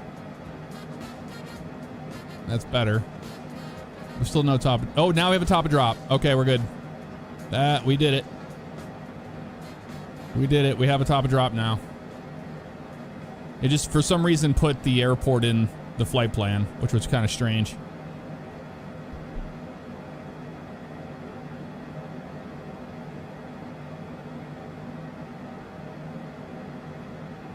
So you're looking for strobe lights at the beginning. You probably already found out, but in case on the Longitude, the lights are named and function differently from the conventional. Yeah.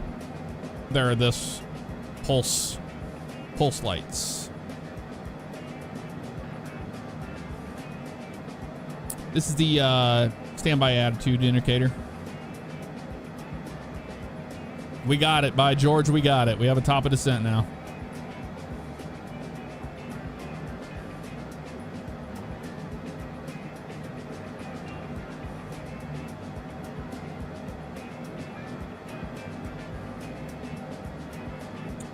All right, descent is going to be 300 knots, 180, 250, 10. Terminal area speed. Yep, that's correct. Yeah, those are all fine numbers there.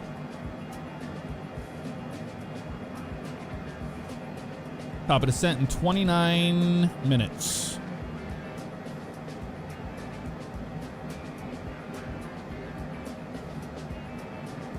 What I'm seeing here, 28 minutes.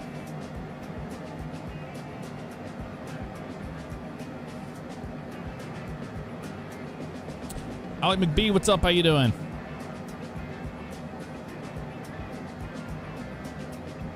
Nav lights are automatic and turn on as soon as the bats are on. Beacon is also automatic and turns on once either engine run button is pressed. Interesting. Did not know that about it. Pulse lights make the landing lights pulse, I think.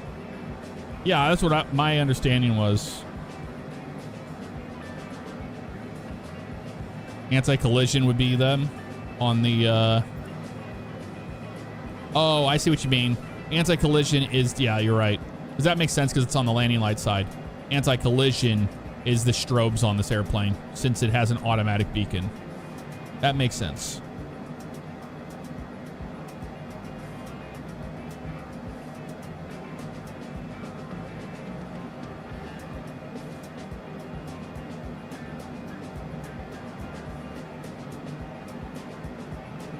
It all makes sense now.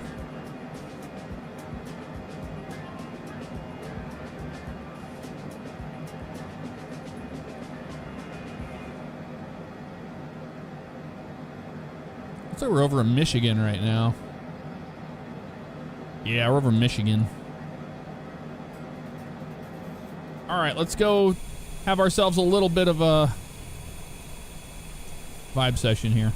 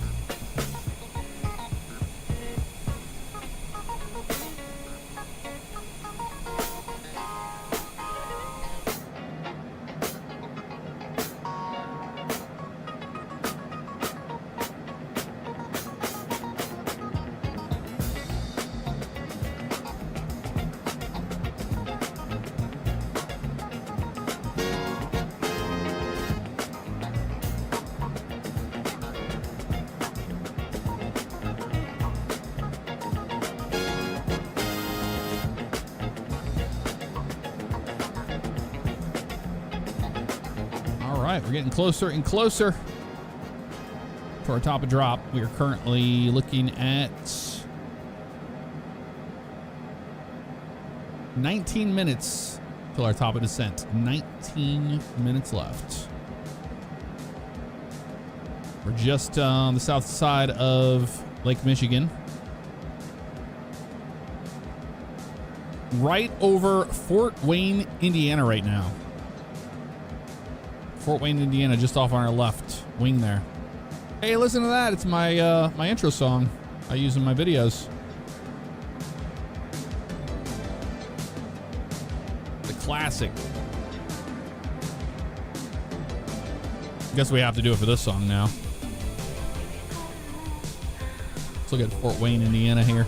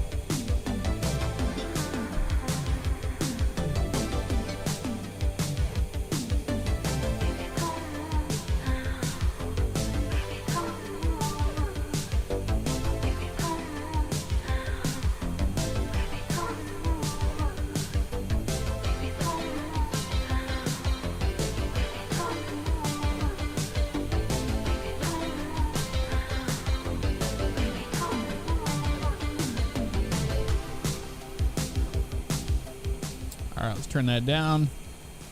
It's almost time to brief our arrival.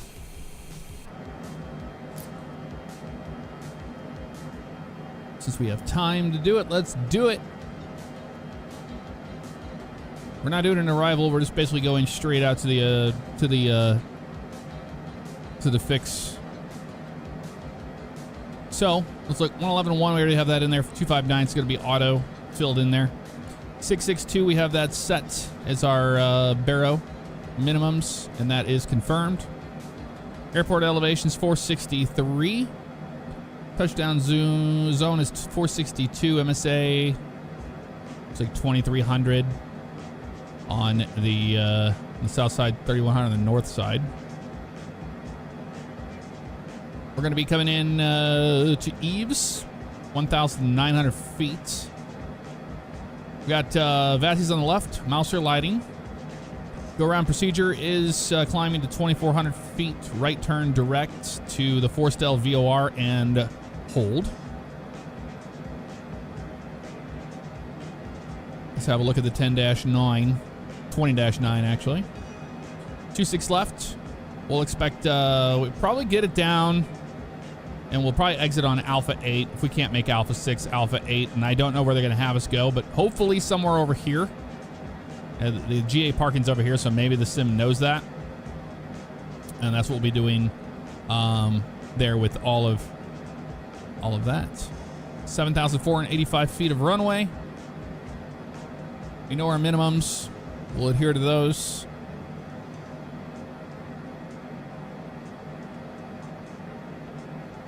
And that's what we have. Let's have a look at our all of our other stuff we have to do. Speed bugs. VF is going to be 137, VREF 125. So those are set. 137, 125 set. And we're going to go down to, go back on this guy. 2,400 feet. Forstel and all that. That's the climbing down to there. The approach, we already talked about 1,900 Eves. And we're going to go ahead and select 1,900 in our window.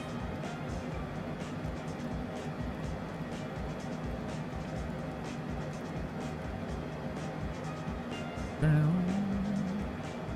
1,000. Come on.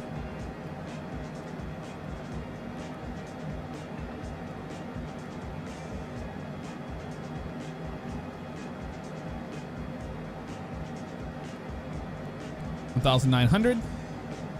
VNAV is selected. Path is illuminated. Any questions? Anybody have any questions on our briefing? That's pretty much it.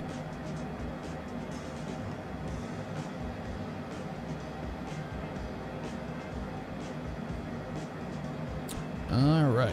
Let's get caught up to you guys. We're in the briefing. Think she'd go against the Maverick in his F-18.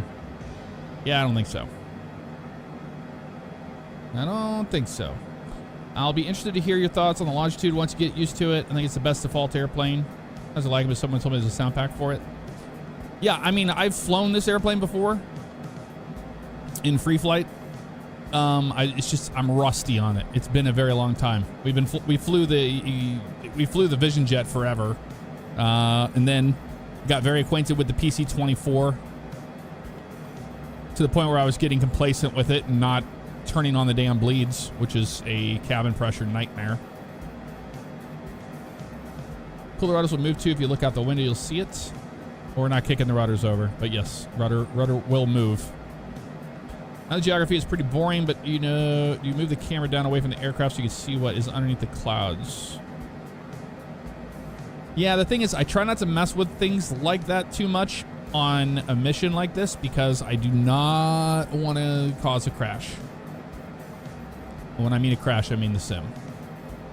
I don't trust it enough. On wing flaps, you mean? Oh, gotcha. Yeah. You'll see him move out there. What do you think caused the Greg Biffle crash? We don't know.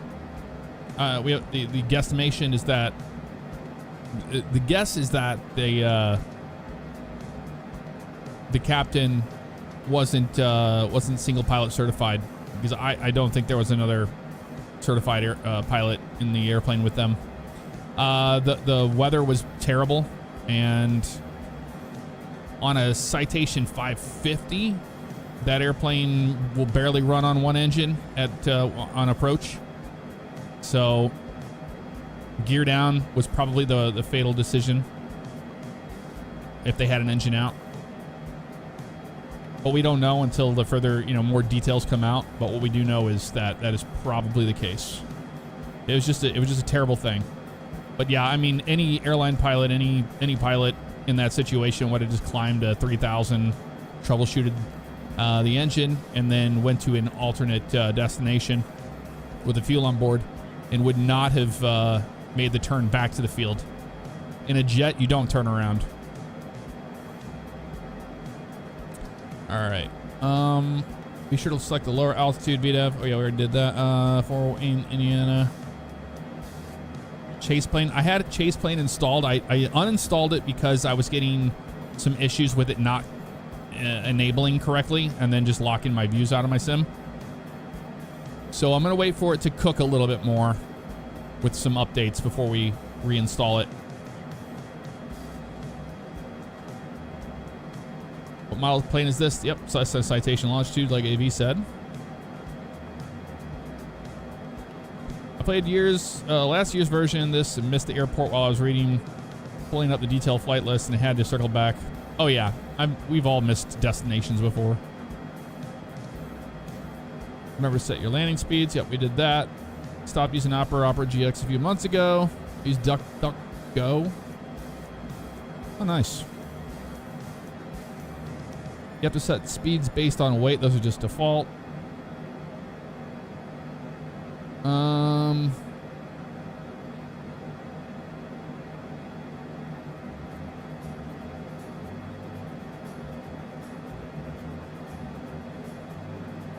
This isn't an FMC. I don't know what you're talking about.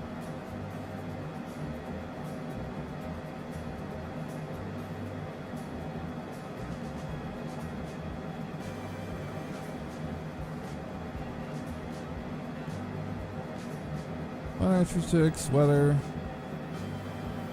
Meter data. 282 at 9 knots. 3030. 6 left. Landing flaps full. Anti-ice off. Thruster versus stowed. We'll be max reverse, baby. Oh, you can't. Okay. Doesn't have that in there. Okay. Weight and fuel. Landing weight. Estimated landing fuel. It gets this all ready for you.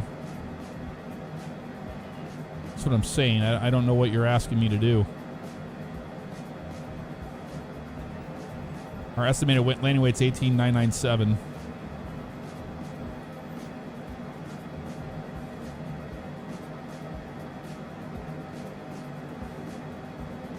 I mean, what are you asking me to do? To calculate this?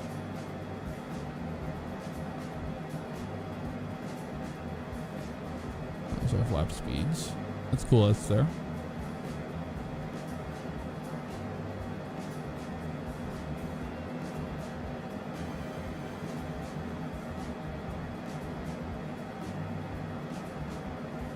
Yeah, it's just a bad situation, Mule. I was pretty gutted about it for a while.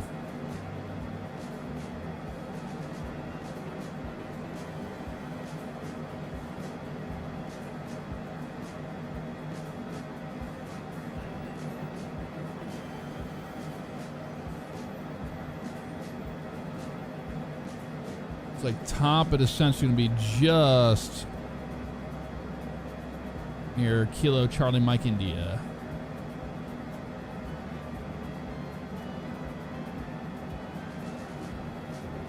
First go to weight and fuel.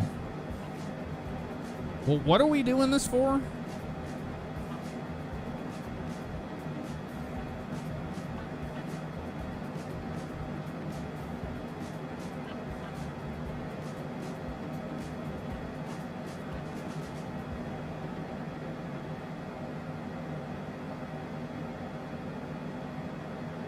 If you enter the fuel remaining, it'll give you the landing speeds.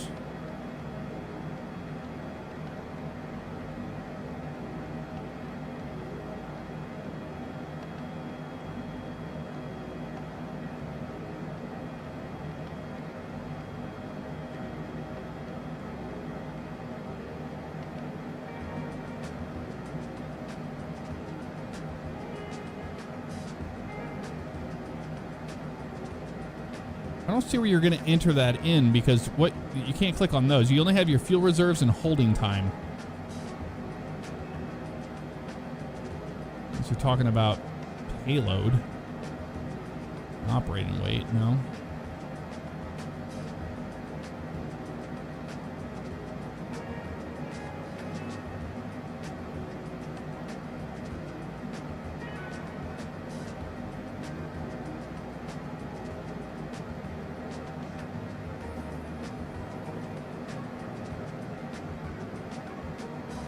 I think they mean to estimate the speed of a good landing based on your weight.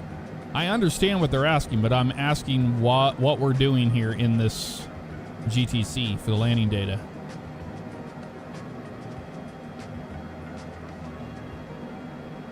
Landing weight. But it's grayed out. You can't change it.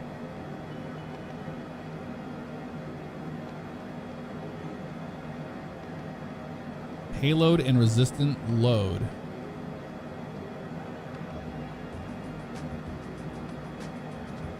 Resistance load.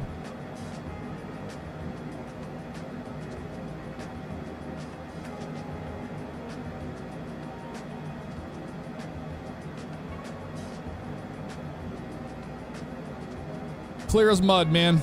I don't know.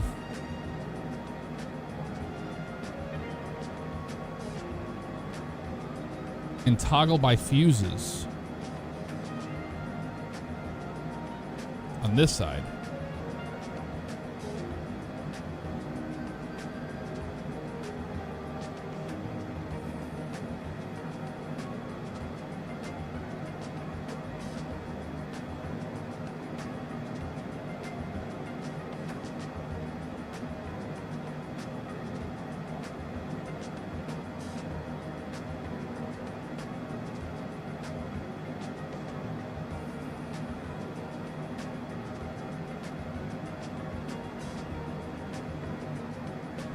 Very confusing.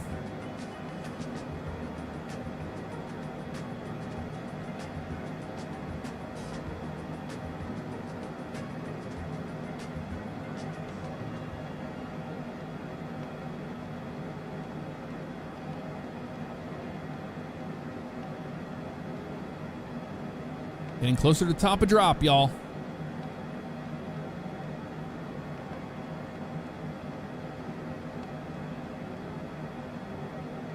Yeah, I mean, I just don't know where you're talking about. We enter the fuel remaining.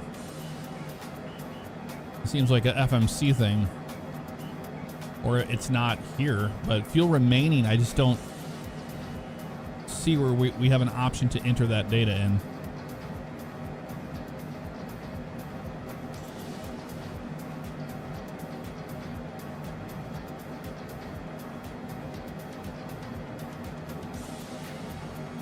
The only thing we can click in here is fuel reserves and holding time. You cannot change your estimated landing weight or landing fuel.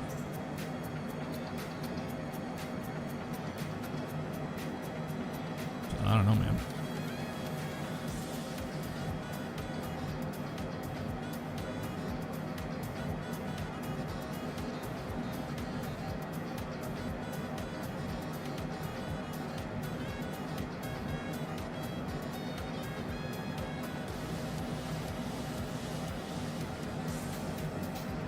We have plenty of fuel.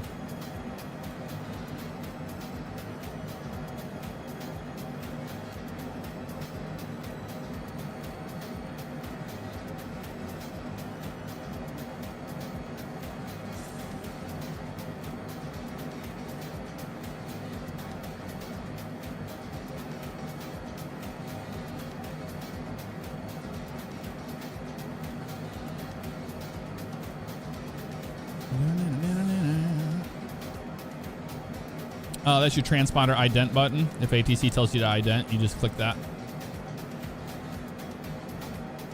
Which we're just 1200 right now.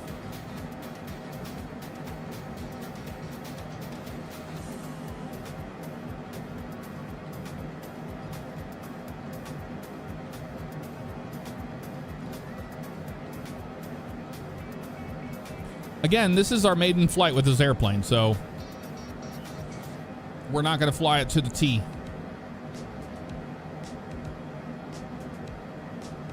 Remember that. We know enough to be dangerous. Almost to our top of descent. Almost there.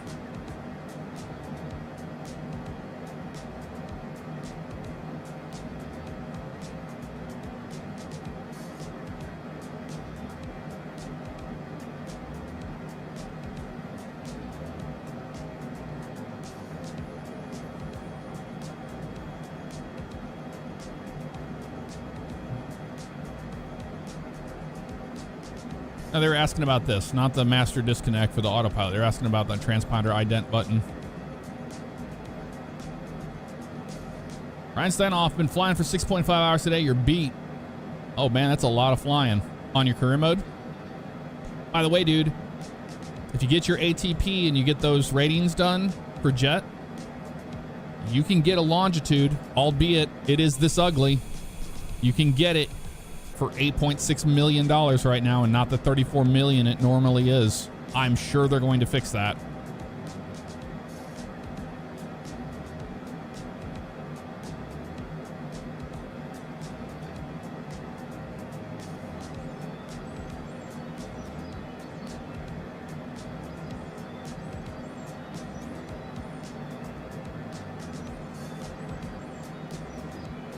You have 36 million?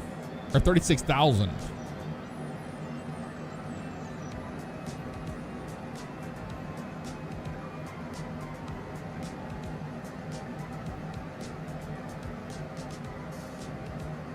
Yeah.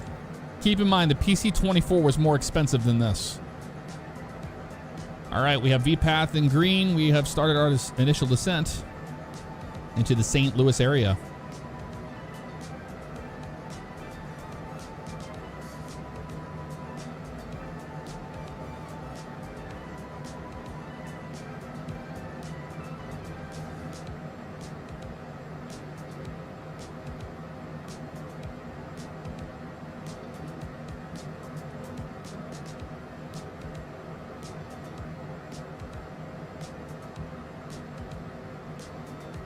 Been a while since you played career mode. Still rocking the Cessna 172. There's nothing wrong with that. Y'all remember, we have so many hours in career mode. You remember the days of the Cessna 172? And then our work all the way up to the Caravan, and then to the, like, we've definitely teethed our we've paved a nice path in our career in the sim. It's been a lot of fun.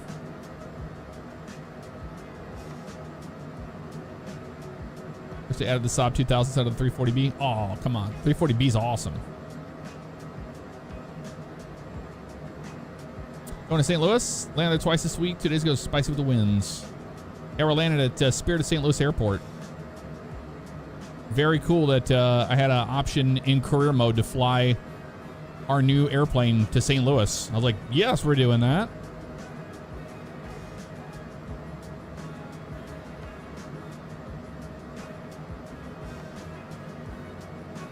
I think it should be fine, assuming you initialize the flight properly before the flight. Yeah. Yeah, we had to do that in the Cirrus, in the Vision Jet, the sync, but we did not do that today. So that's probably why we can't enter the landing weight or whatever. It's probably in that screen, I guess. We'll get there eventually, but nobody else caught it either on the taxi out. I wasn't the only one.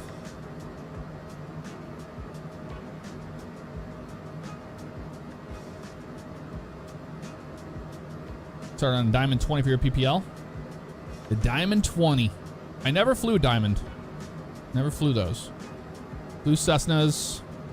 That's basically it.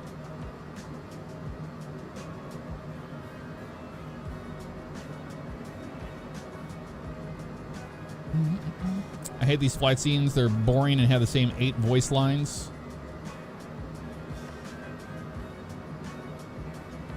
Yeah, they're not fun.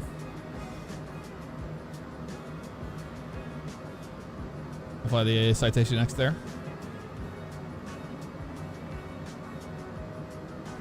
Got you into LSPD Farm Series. Very cool.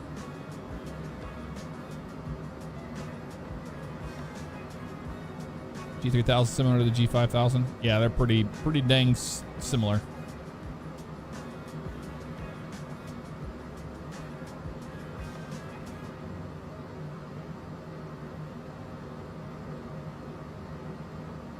Diamond D20 is basically a glider with a lawnmower engine.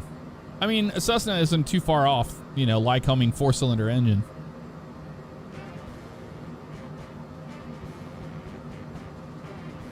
The 30K per flight is much better than the 6K for 45 minutes flights working for someone else. Yes, absolutely. I'm telling you, you're what you got to do is get the Vision Jet.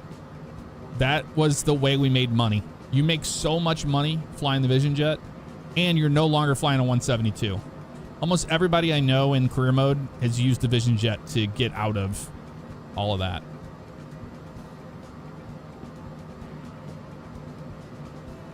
I flew a 206 over St. Louis doing an aerial survey contract once. The only time I've been there was to catch connecting flight.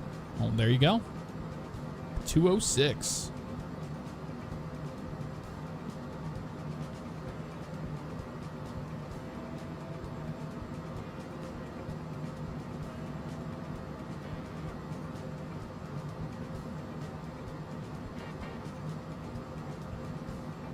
I have the Echo 19 sound pack for the Cessna 172, and it sounds pretty damn good.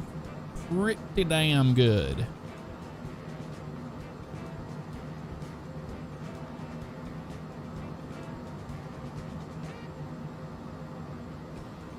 Decatur, Illinois, off to our right. So that tornado just touched down the other day. I was flying career mode that day when there was a tornado warning in Decatur. I saw that storm system. I flew out just ahead of it by probably 5 minutes. I missed it by 5 minutes, that front. That whole line of storms. I was flying from Decatur up to, or was it somewhere in, oh, it was in Quebec. Flew from Decatur to Quebec. That's where I ended up. That's how I ended up there. Save up for the TBM. Nice.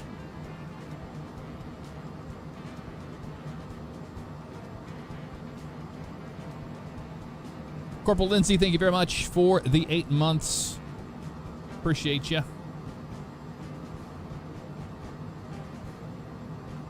Bum, bum.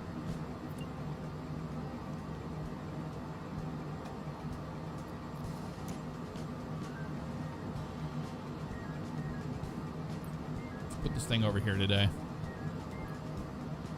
Out of our way.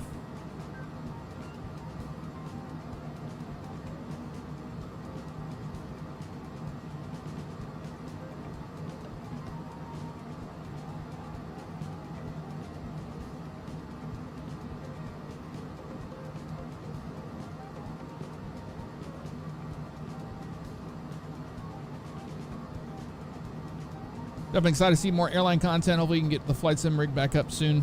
Yeah, I got the tiller mounted and everything. The Vision saved your life, Maverick Simulation. Yeah, it's the way to go. You will make so much more money flying a jet finally if you just go to the Cirrus Vision Jet way. Save up and buy one of those. Get the ratings, get that, and you've got tons of options to fly it.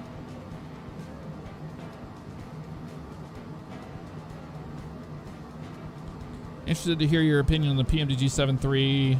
The community has mixed reactions. I bought it. It's $30. I bought it.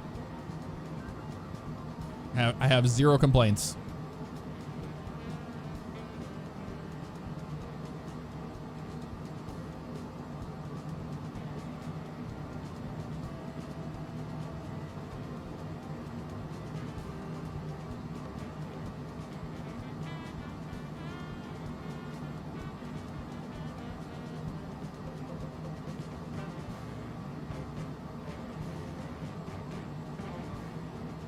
I'll hold my tongue on some of the comments I've seen out there about it.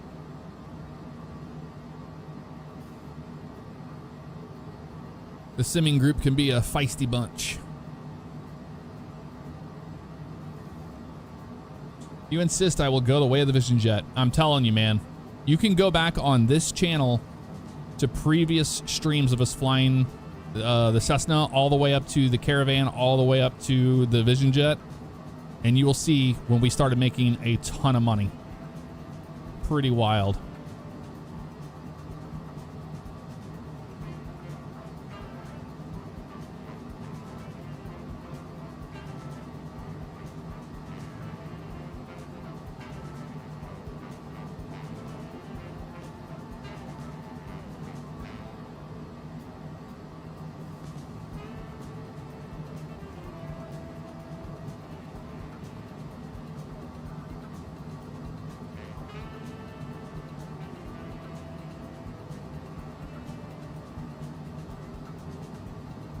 Winds are 250 at 13, 10 miles visibility. Well, no, it would have been earlier today, so I can't use DATIS for the weather.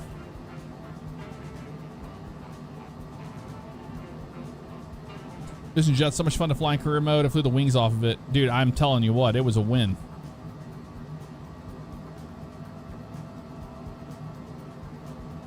They have career mode in the sim game too to fly jumbo jets. Oh, they have, we got our ATP, so if we go to fly for hire, we can fly airliners currently. We are rated for that. I got my ATP by doing a go-around in a 737 MAX.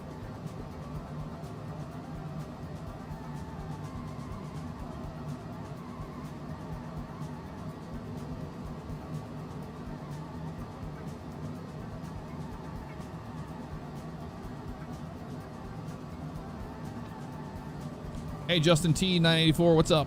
Have a good night.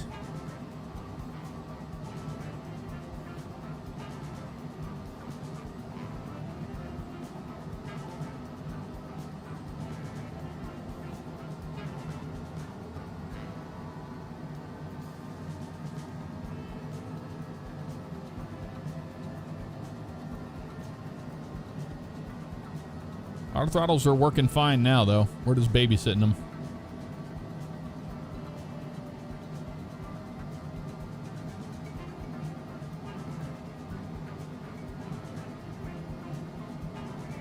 Fly pattern, bounce the aircraft, pass.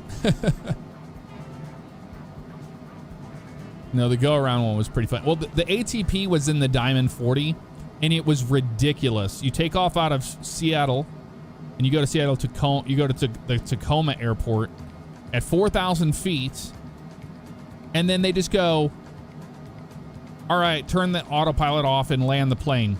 You're on top of the airport. You can't even make the runway unless you do a 360 to lose all your altitude, because you can't bust the altitude during it. I don't know how many of you have done the ATP on here, but it was less than ideal to get it done, but I got it done. And then to get your rating for it, for like this airplane, that one was the go around.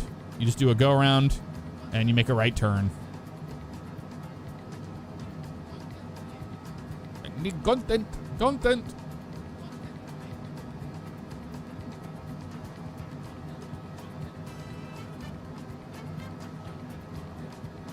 Yeah, and Pilot Blake, they're just there mainly for people that aren't us, basically. It's to get you in the right direction. And a lot of the ATP is just to kind of be like, okay, you can fly a complex airplane from point A to point B. What would you do in that situation? Well, I did a 360 to lose altitude and land safely.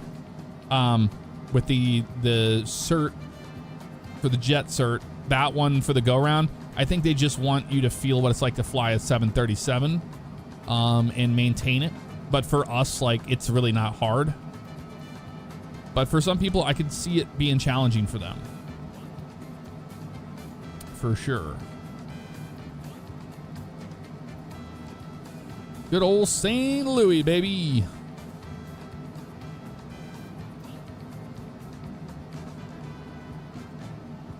Sean Perkins, what's up? Been watching you for years. Finally got to catch you live. Love the content from ATS to Microsoft Flight Sim to GTA 5. Love it all. Well, thank you very much, man. Appreciate it. All is well here. I wasn't too high. I just able to fly it fine without having to do a huge drop. No? Lucky you.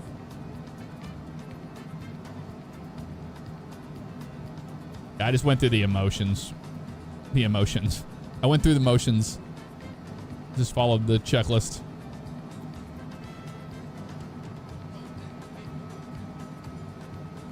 Yeah, higher performance was easy. Just one pattern. Banner advertising's horrid. It's slow.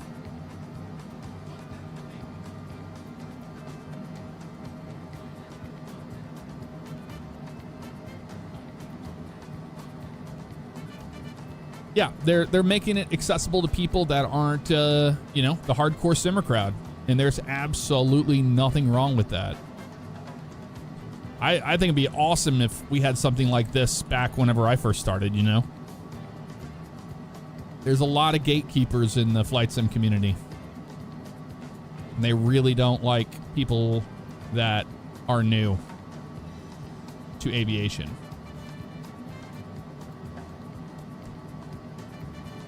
I have a different opinion on it. I think it's great. Open it up. More the merrier.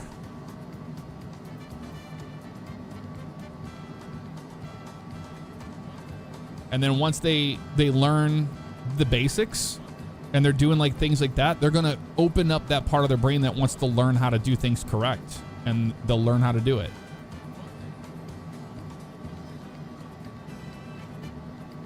The way career mode starts in the 172 is a very good way to learn the sim. Now, I agree. Most people don't fly the 172 and they're missing out. I think it's a great airplane. All right, come up on 18. High to low, look out below. There we go. Low to high, clear the sky.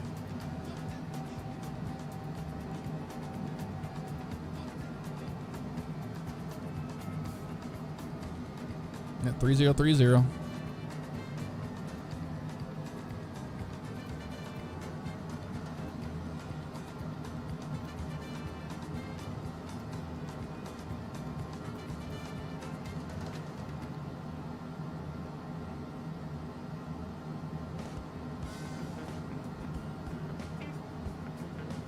Yeah, Scott, it can be a mess.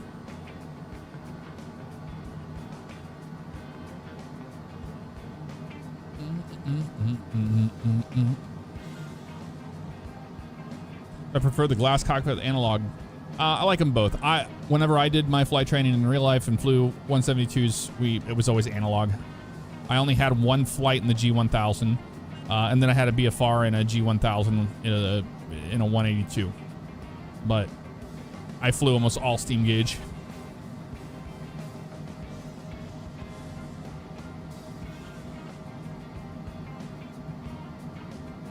I agree, Pilot Blake.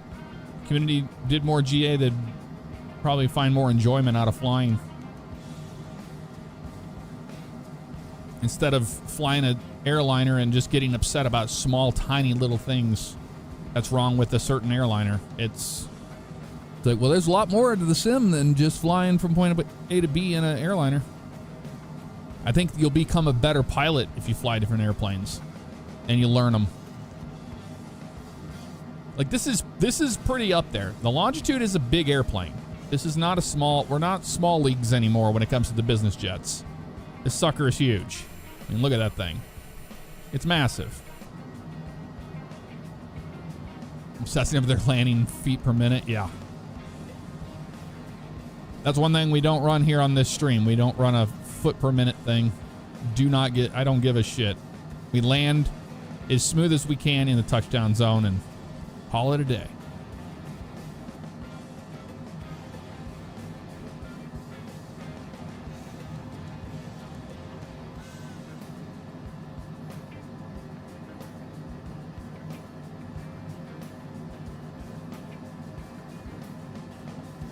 Yeah, the 152 is a solid airplane too, Sedan. I agree.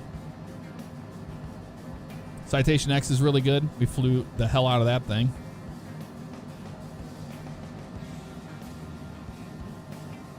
Yeah, I need to do career stuff in the helicopters.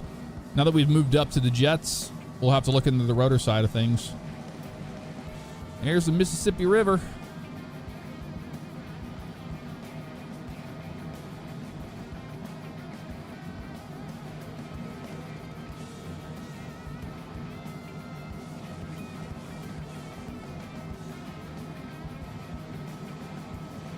Pay attention, Alex. It's going to look a little familiar. Just a tad.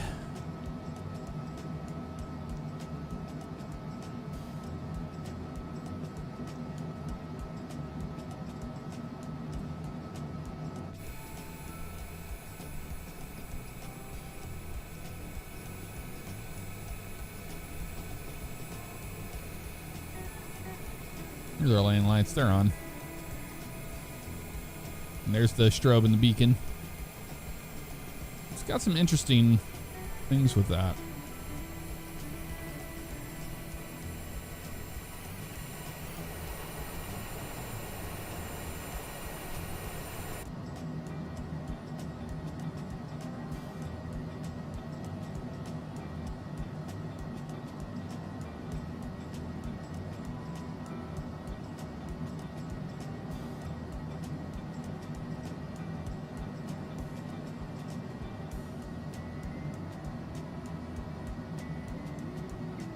What's up, Don? How you doing?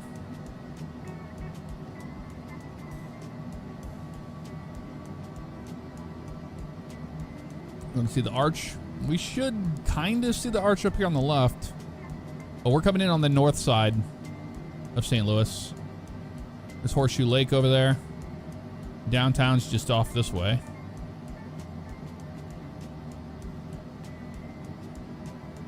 There's the Chain of Rocks Bridge. There's the canal.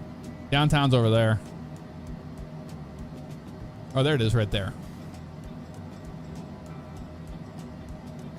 Yep. Right over there. Right where that curves. But we're coming in on the north side of St. Louis.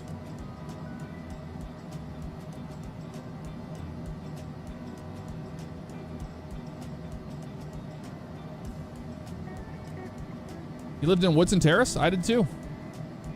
Got to see that second tower be built. Area's changed so much over the years. It really has, Tired Mama. Yep, I lived in Woodson Terrace for a while.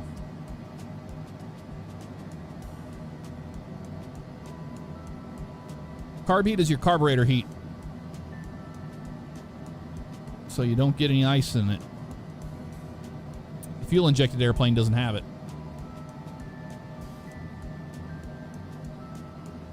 Yeah, downtown's right over there, but it's not loading in. But that's downtown. This is Lambert right over here. Actually, Lambert's right there. Right in front of us. There's runway 24. There's the terminal right there. And here's Highway 270 right there. And Missouri River. And Spirit of St. Louis Airport is right over there, right in the valley. That's the airport right there.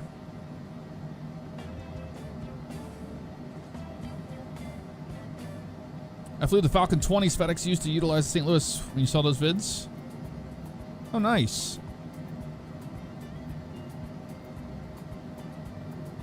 Falcon 20, man. I really, really wish we would get a Falcon 20. One of my favorite airplanes.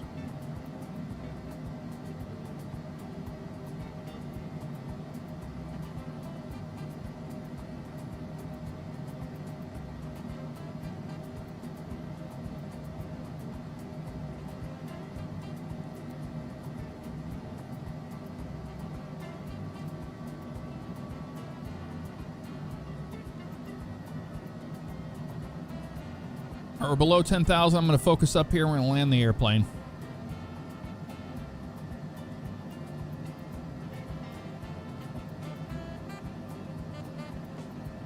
You have to fly the Longitude kind of like an airliner.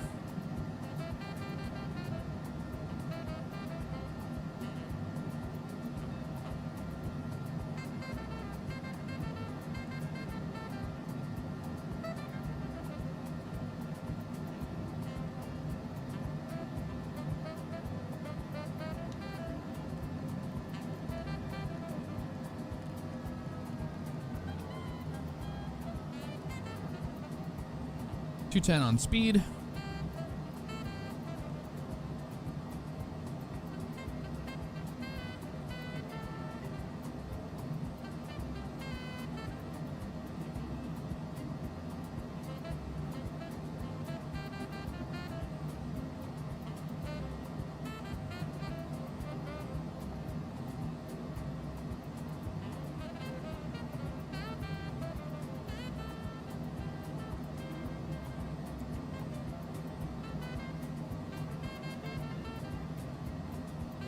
St. Louis.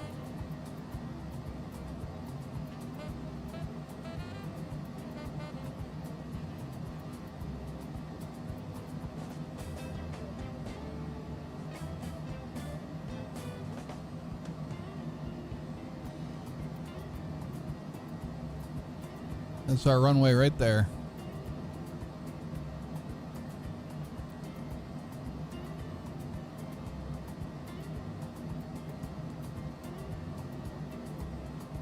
Mind ourselves our flap speeds on this airplane.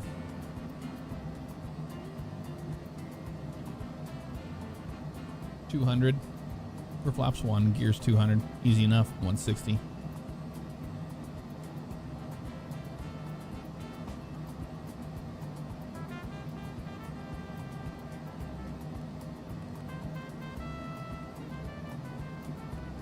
.90 set.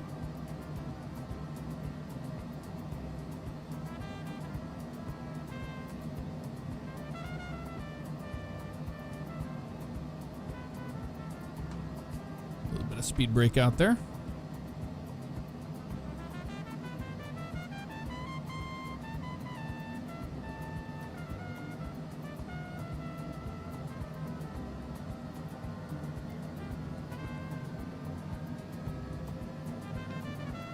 Brakes away.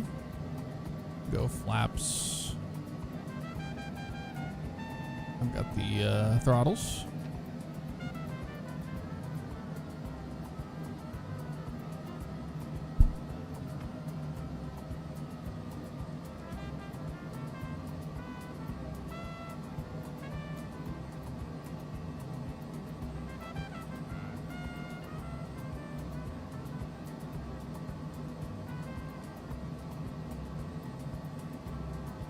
.190.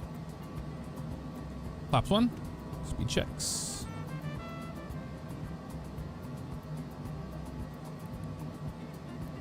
Okay, the approach does not want to arm. Why doesn't the approach want to arm?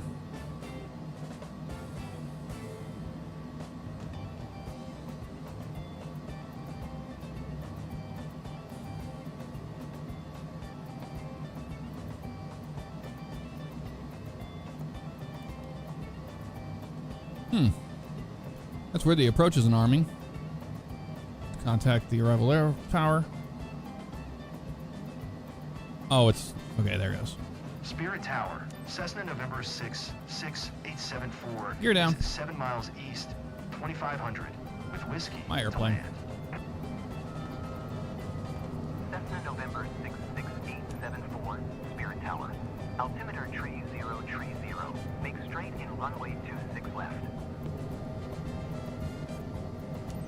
Make straight in runway 26 left, Cessna 874. Cessna 874, wind 282 at Niner. Clear to land runway 26 left. Land 26 left. Clear to land runway 26 left, Cessna 874.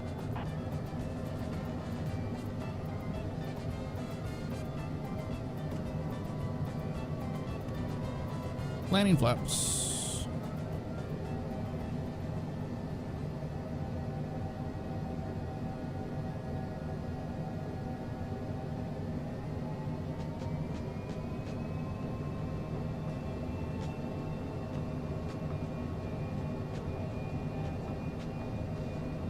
Flight director off.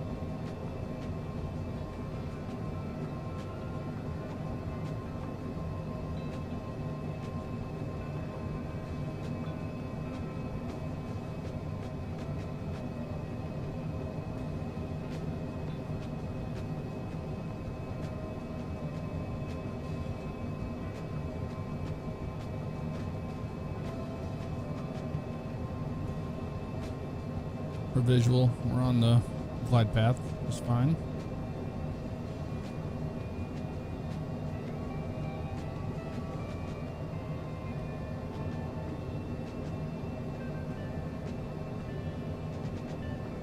Got the runway made.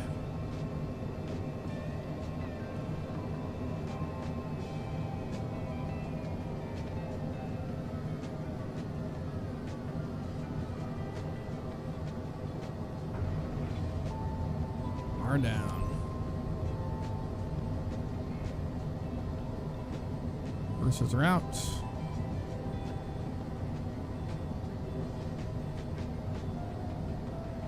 And stow them. Cessna 874, turn next taxiway.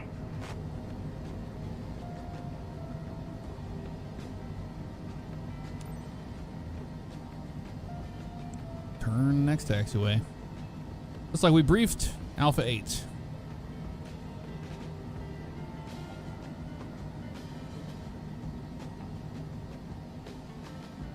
These brakes on this thing are wild.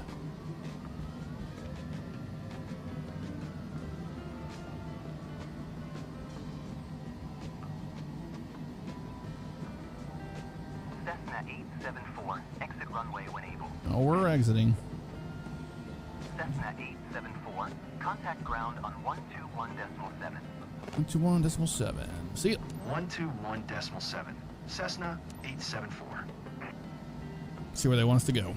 Spirit ground, Cessna November 6. Yes, this has thrust reversers. 6874. Request taxi to parking. Cessna November 6, 6874. Taxi to General Aviation parking using taxiway Alpha.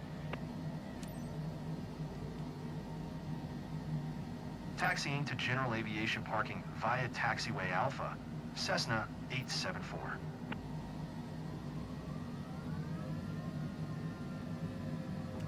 Ladies and gents, welcome to Spirit of St. Louis. All right, flaps coming up. Time is 1:38 p.m. For your safety, the captain has requested that you remain seated with your seatbelt fastened until we come to a complete stop, and the seatbelt sign is turned off. Please make sure you take all your belongings with you when you get off. On behalf of the entire company, we would like to thank you for choosing Radiant Airways. We look forward to seeing you again and wish you a pleasant stay in Chesterfield. A little bit of ways to go down here. What is this thing saying? PS button on. I don't know what that means. Start up the APU.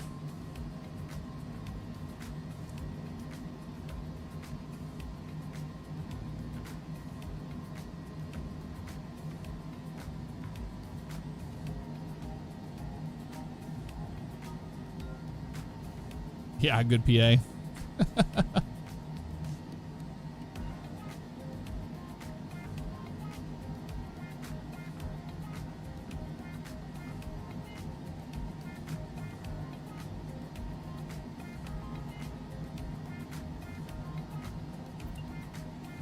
I'm sure we're not speeding, though. We'll never hear the end of it.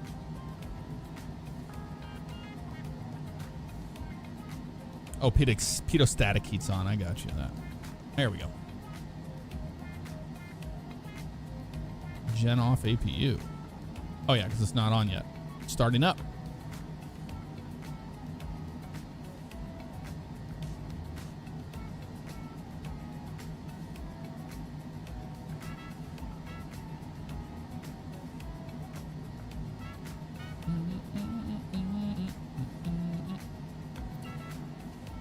Get our left up in here.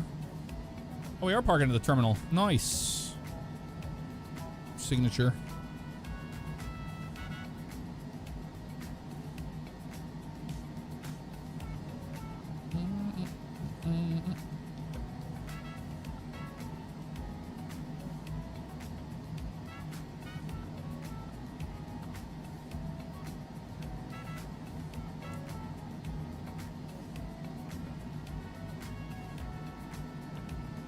APU's on Gen.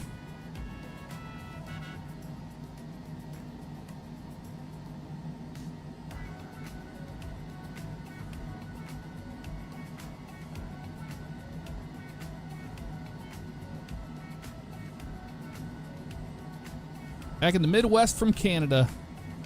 A long flight.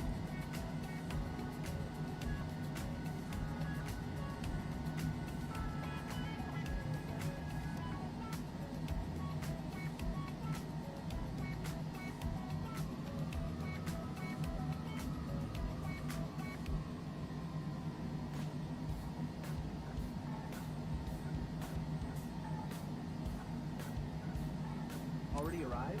Time flies. Time flies. Park brake is set. I assume you just turn these to the off position. That's it. If our engine's shut down, we made it, y'all. In one piece. It's a friggin' miracle, right? Our inaugural flight.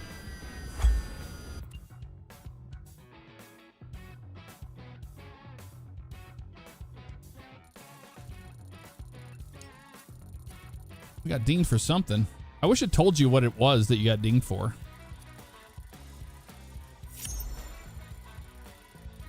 Oh, they have aviator performance details. We'll look at that. What does that mean? Communications, comply. Yeah, that's common mistakes, but they're not saying... Yeah, they don't tell you what you got dinged for, which is stupid. Oh, radio communications? Is what we got hit for? Interesting. What radio call did we miss? I don't remember.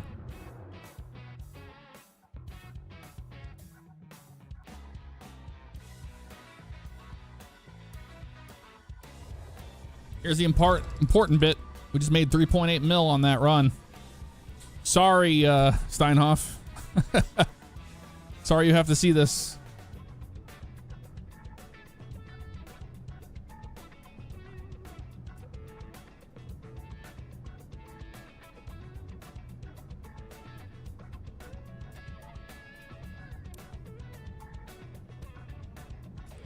Not bad.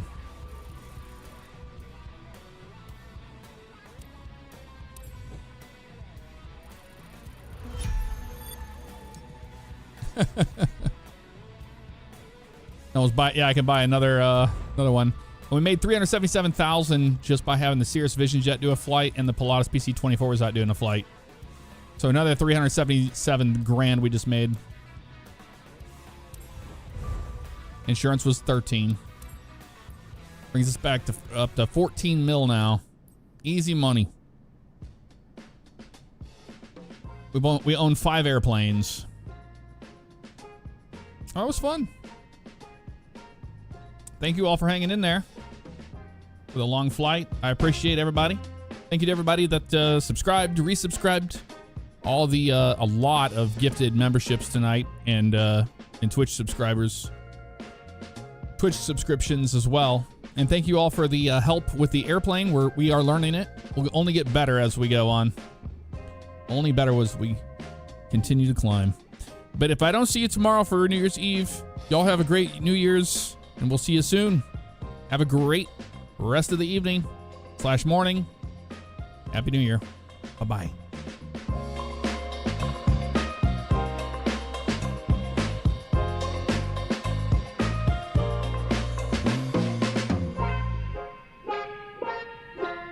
Thank you.